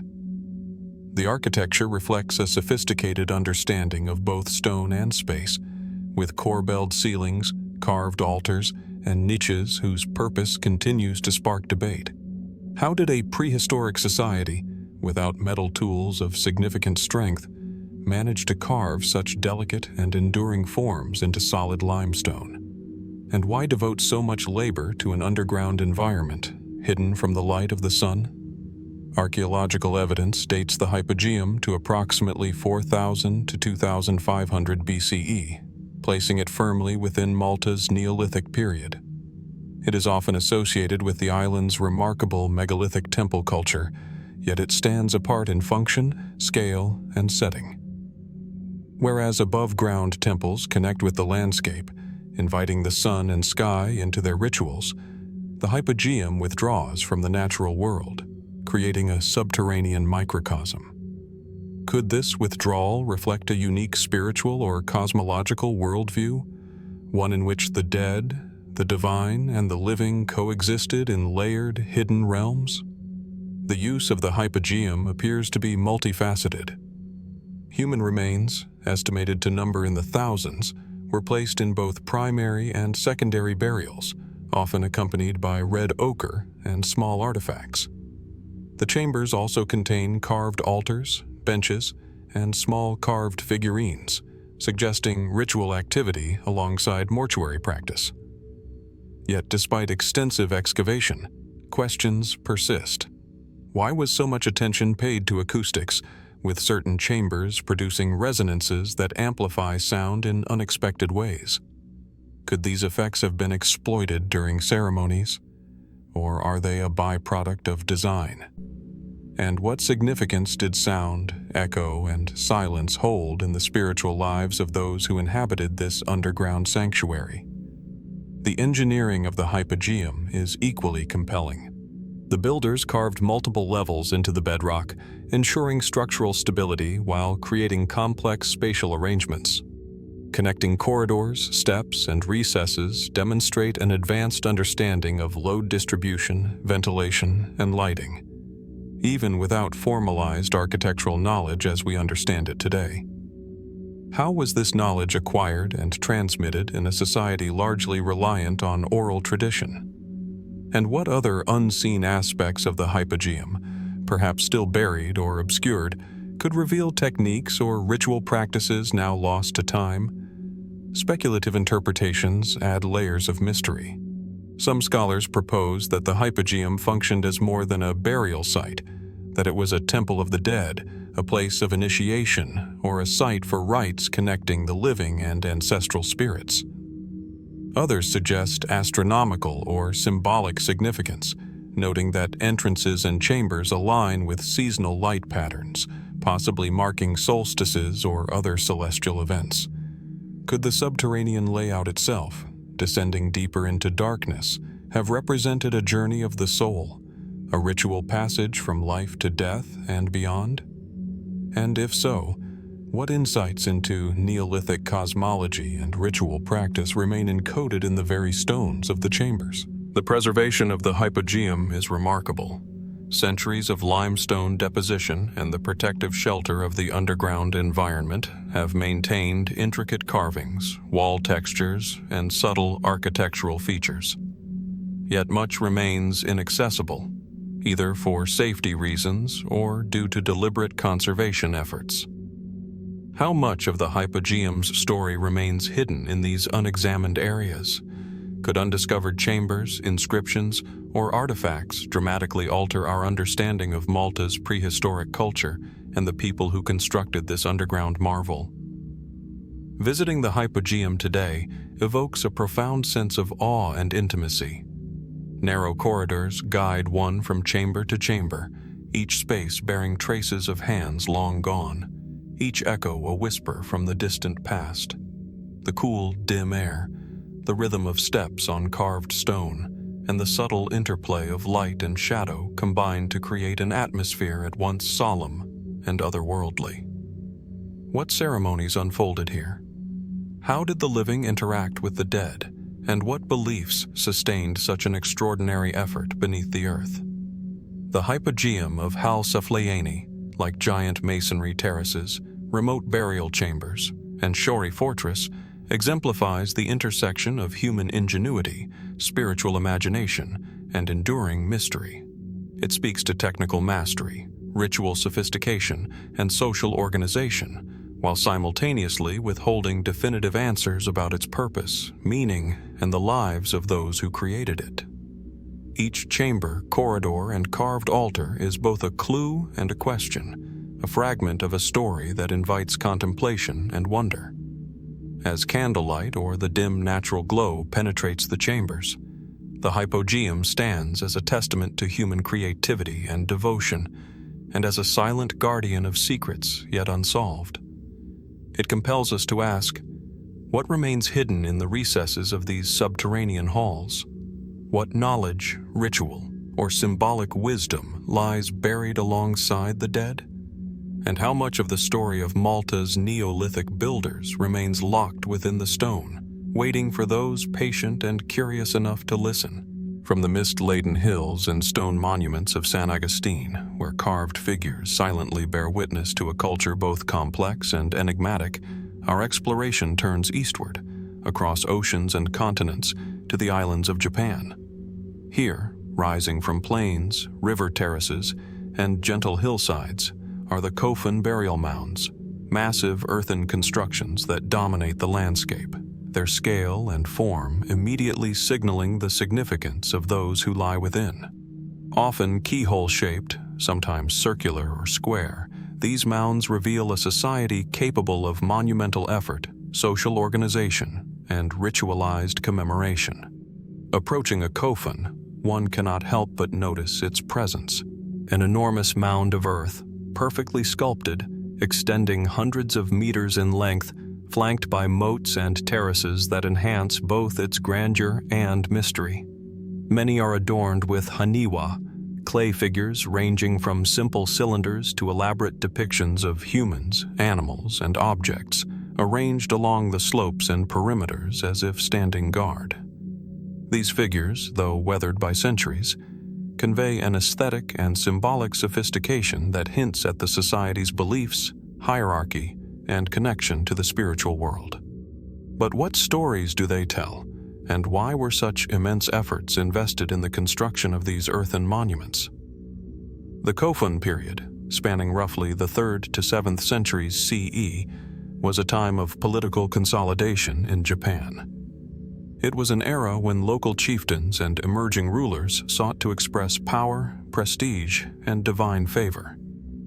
The scale of the mounds, particularly the largest, suggests an unprecedented mobilization of labor, materials, and engineering skill. Stones, timber, and earth were transported and layered with remarkable precision across uneven terrain.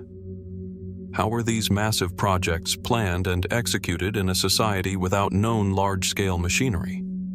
What systems of organization and knowledge allowed for such uniformity and consistency across multiple mounds, sometimes separated by vast distances? Inside many Kofun, burial chambers reveal further intrigue. These subterranean spaces, often constructed from massive stones, contain skeletal remains accompanied by weapons, ornaments, and ritual artifacts. They reflect a culture deeply invested in funerary practices and the expression of status. Yet much remains hidden. Many chambers have never been fully excavated, and some key mounds remain closed to the public or unexplored. What secrets do they hold about the hierarchy, spirituality, and daily life of early Japanese elites? Were these chambers purely for burial, or did they serve broader ritualistic functions, perhaps connecting the living and the dead through ceremonial practices now lost to time? The distinctive shapes of the mounds provoke further questions. The keyhole configuration, unique to Japan, has inspired debate among scholars. Some suggest it represents cosmological principles, aligning with celestial or solar events. Others view it as a visual symbol of political authority or dynastic power. The Haniwa figures, carefully positioned on terraces, may have served as guardians, ceremonial participants, or symbolic extensions of the ruler's presence. Could their placement encode information about spiritual beliefs, territorial claims, or social organization?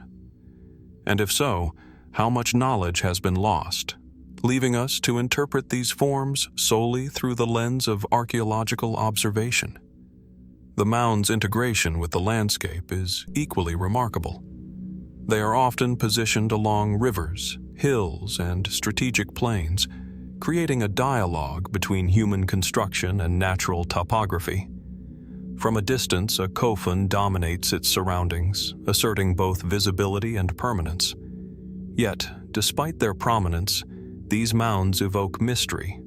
Why invest such effort in structures that, while visible, conceal much of their purpose and internal complexity? How did contemporary societies experience these spaces? Did they approach them with awe, fear, reverence, or a combination of all three? Environmental and preservation factors add layers to the enigma. Some mounds have been preserved remarkably well, while others succumb to erosion, urban development, or vegetation growth. Many remain partially unexplored, leaving open the possibility that additional chambers, artifacts, or inscriptions could radically alter our understanding of their creators. Could there be ceremonial objects, written records, or symbolic markers still buried within, waiting to illuminate the political, spiritual, and technological sophistication of this culture?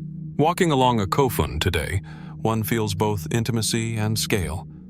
The earthen slopes, the terraces, and the line of Haniwa figures evoke human presence across centuries, a tangible connection to lives long past. The mounds, silent yet imposing, suggest a society that balanced practicality, ritual, and monumentality. What ceremonies might have taken place here? How did the living honor the dead, and how did these constructions shape social cohesion, memory, and power? Kofun burial mounds, like San Agustine's stone terraces and figures, the Hypogeum of Ħal-Saflieni, and giant masonry terraces across uncharted valleys, demonstrate humanity's enduring drive to create, commemorate, and encode meaning in monumental form. They reveal skill, vision, and cultural depth, yet withhold full understanding. Each mound, each chamber, and each Haniwa figure is both a testimony and a question, a bridge to a past partially obscured by time. As sunlight filters across the Japanese plains, casting long shadows over these ancient earthen structures, the Kofun stand as guardians of a history still partially hidden. They invite reflection. What remains buried beneath their mounds? What rituals, beliefs, or technologies might emerge if the hidden chambers were explored? And how much of the story of Japan's early rulers and the societies they governed remains, patiently waiting beneath the earth, for those willing to seek it with patience, care, and imagination? From the earthen monuments of Japan, where Kofun burial mounds rise like silent markers of power and ritual, our journey now shifts across oceans to the misty highlands of southwestern Colombia, where another enigmatic civilization left its mark. In the Andean foothills, amidst undulating hills and fertile river valleys, lies San Agustin Archaeological Park, a site of extraordinary stone sculptures, tombs, and ceremonial terraces whose origin and purpose continue to perplex researchers. Here, amid cloud-cloaked landscapes and dense vegetation, humans carved into the earth and stone a culture both monumental and mysterious. Approaching San Agustin, one is immediately struck by the scale and variety of the stoneworks. Massive monoliths, some towering over 4 meters, stand or lie scattered across terraces and ceremonial plazas. Many are carved into anthropomorphic and zoomorphic figures, men, women, jaguars, snakes, and mythic hybrids, each rendered with deliberate abstraction and geometric precision. Tombs and subterranean chambers, some concealed beneath earthen mounds, suggest a society intimately connected with death, ancestry, and ritual. The craftsmanship is meticulous. Every carving and contour demonstrates both technical skill and symbolic intent. But what inspired these forms, and what knowledge guided their creation in a culture with no known writing system? Archaeologists date the San Agustin culture to approximately 3,300 to 1,300 years ago, flourishing in a period when the Andean highlands were home to diverse, complex societies. Despite the region's remoteness, the scale of the monuments implies a highly organized society capable of mobilizing labor, managing resources, and sustaining long-term construction projects. How were these enormous stones transported and positioned across steep terrain? And why, in such a verdant but challenging environment, devote immense effort to sculpting figures whose meaning remains largely elusive? The spatial organization of the park deepens the mystery. Monuments are arranged along terraces, riverbanks, and ceremonial pathways, suggesting intentional alignments with natural features. Some scholars have proposed that certain statues mark astronomical events or serve as cosmological references, though definitive evidence remains scarce. Others suggest that these figures represent a pantheon of gods, ancestral spirits, or mythical narratives encoded in stone, serving as both spiritual guides and social markers. Could the placement of these sculptures across the landscape have communicated authority, territorial claims, or sacred knowledge to those who approached them? Tombs within the park further complicate interpretation.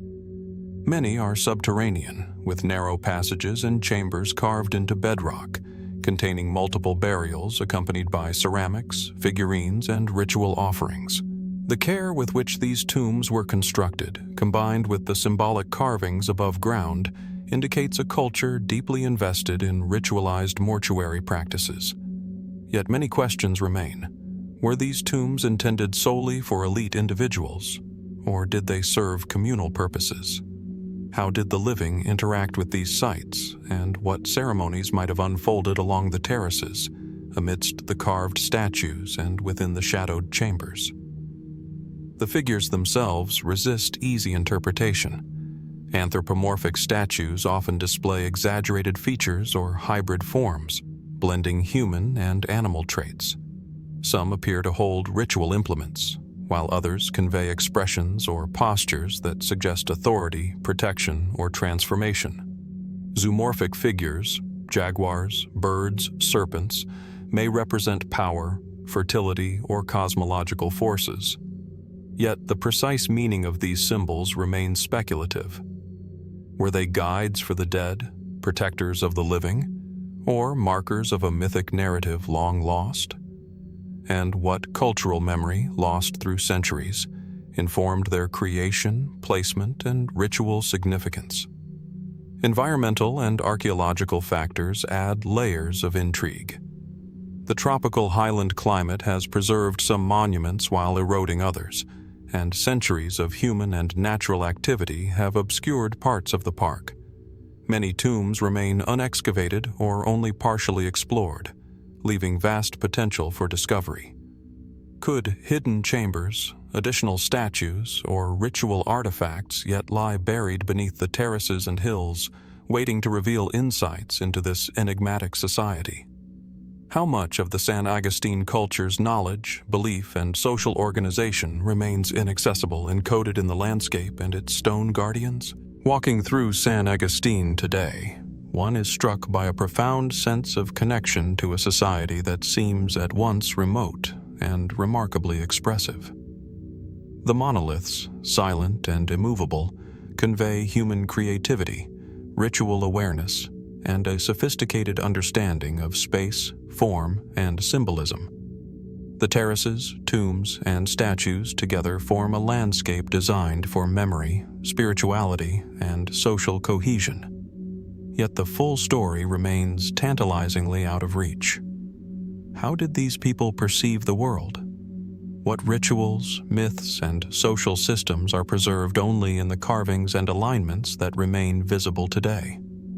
San Agustin Archaeological Park, like the Kofun Mounds, the Hypogeum of Ħal-Saflieni, and the giant masonry terraces of remote valleys, embodies the tension between achievement and mystery. It reveals societies capable of monumental construction and profound symbolic thought, while withholding definitive answers about intention, meaning, and cultural context. Each stone, each terrace, each subterranean tomb is both a testament to human effort and a question left unanswered by time. As sunlight filters through the clouded highlands, casting shadows over carved figures and earthen terraces, the park stands as a silent witness to the ingenuity and imagination of its builders. It invites reflection and curiosity. What secrets remain buried beneath its terraces and tombs? What knowledge, ritual, or symbolic narrative has been lost to time, awaiting discovery?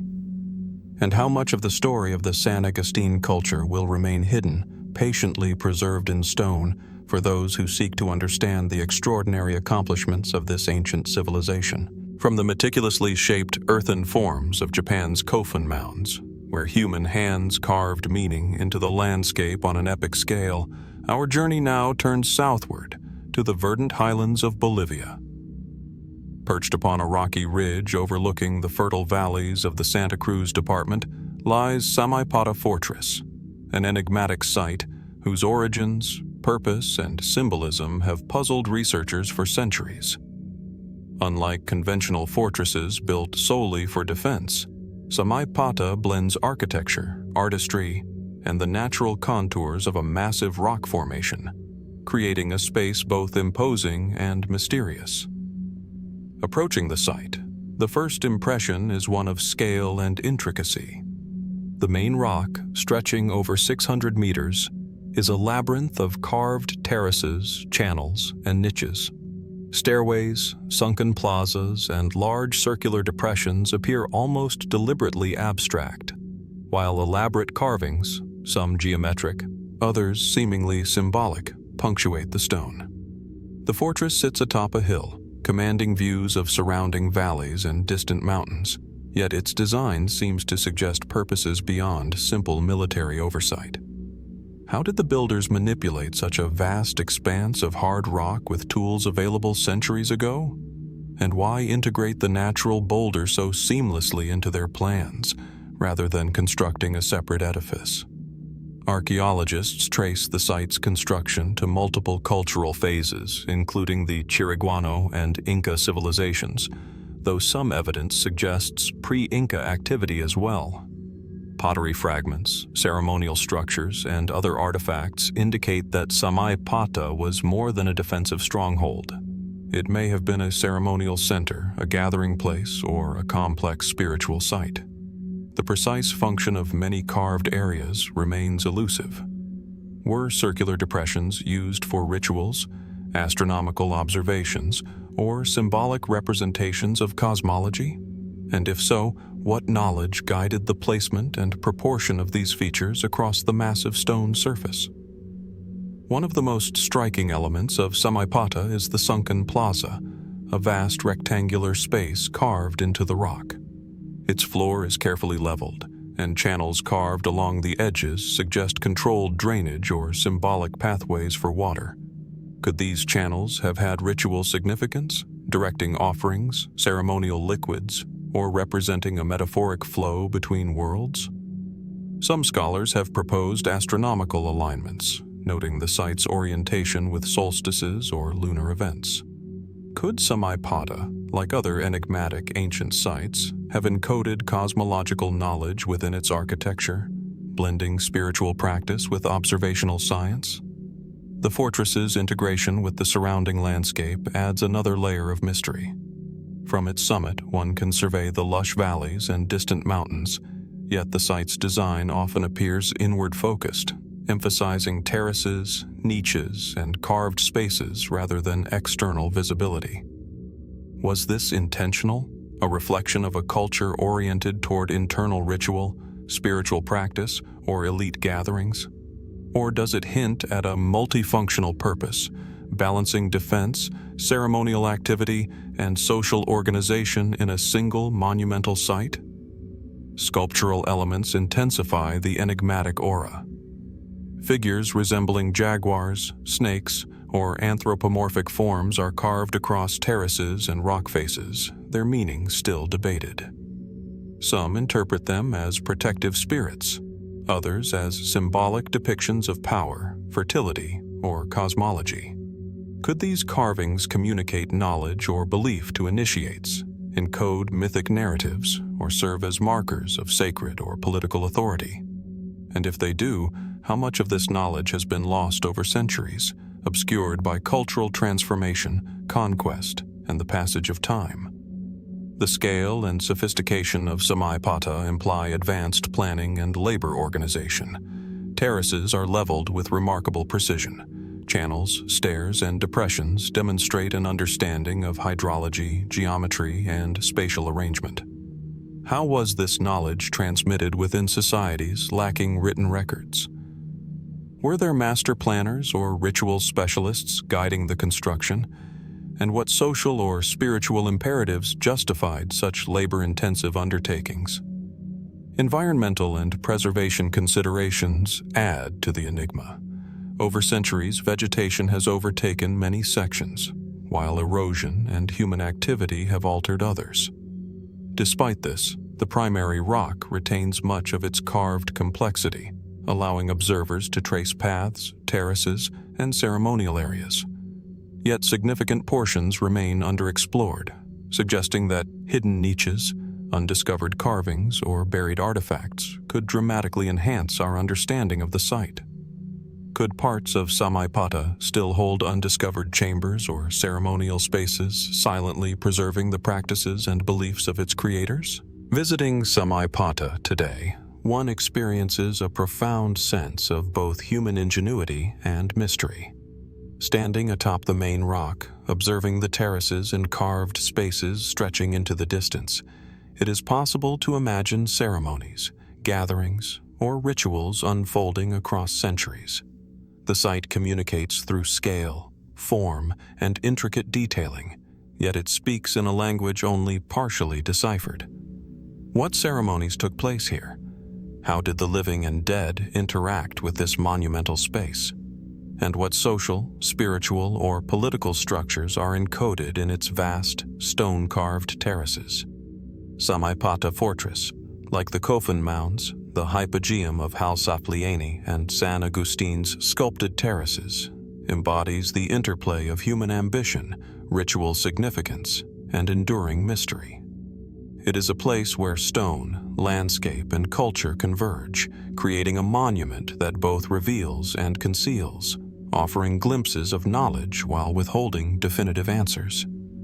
Each terrace, carving, and channel is a clue, a fragment of a larger story that continues to challenge our understanding of ancient ingenuity.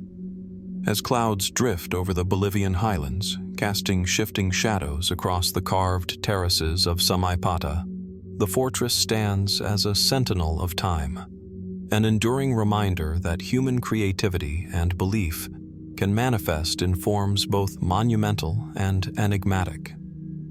It invites reflection. What secrets remain hidden in the sunken plazas, terraces, and carved channels? What knowledge, ritual, or cosmology might emerge if the site were fully understood? And how much of the story of the people who built Samaipata remains encoded in the rock, patiently waiting for discovery by those who look closely and listen carefully? From the sun-baked terraces of Samaipata Fortress, where stone and earth intertwine to form a landscape of ritual and mystery, our journey now turns to the rugged plains of South Africa's Mpumalanga province. Here, perched upon a plateau of dolerite rocks, lies Adam's Calendar, a site so ancient and enigmatic that it has earned both reverence and speculation. Jagged stone pillars rise from the flat rock surface, arranged in a pattern that hints at deliberate design, yet resists easy explanation. The first sight of these megaliths evokes a sense of awe, a feeling that one has stumbled upon a place where time, sky, and human intention converge. The formations of Adam's Calendar are immediately striking. Upright stones, some weathered and leaning, others still firmly anchored, form circular and linear alignments across the plateau. Channels carved into the rock, depressions of varying sizes, and cup-like hollows punctuate the surface. It is a space that feels both monumental and intimate, where the observer can imagine celestial phenomena, ritual gatherings, or the silent passage of countless seasons. Yet the exact purpose of this arrangement remains uncertain. Could these stone alignments have served as a calendar, marking solstices, equinoxes, or other astronomical cycles? And if so, who possessed the knowledge to construct such a precise instrument in a prehistoric context? The dating of Adam's Calendar remains a matter of debate. Mainstream archaeologists often suggest that the stones are remnants of Iron Age settlements or ritual sites, possibly no older than a few thousand years. However, some researchers propose that weathering patterns, geological considerations, and comparative analysis with other megalithic sites suggest far greater antiquity, potentially tens of thousands of years. If such claims hold, This would make Adam's calendar one of the oldest known man-made sites aligned to celestial events. How could early societies, operating without written language or advanced technology, achieve such awareness of solar and lunar cycles? And what cultural or spiritual motivations would drive them to inscribe this knowledge upon stone? The arrangement itself raises further questions. Certain stones appear deliberately positioned to frame the sunrise on the solstice, while others align with distant landmarks or topographical features. Depressions and hollows carved into the rock may have been used for rituals, offerings, or as markers for the movements of celestial bodies.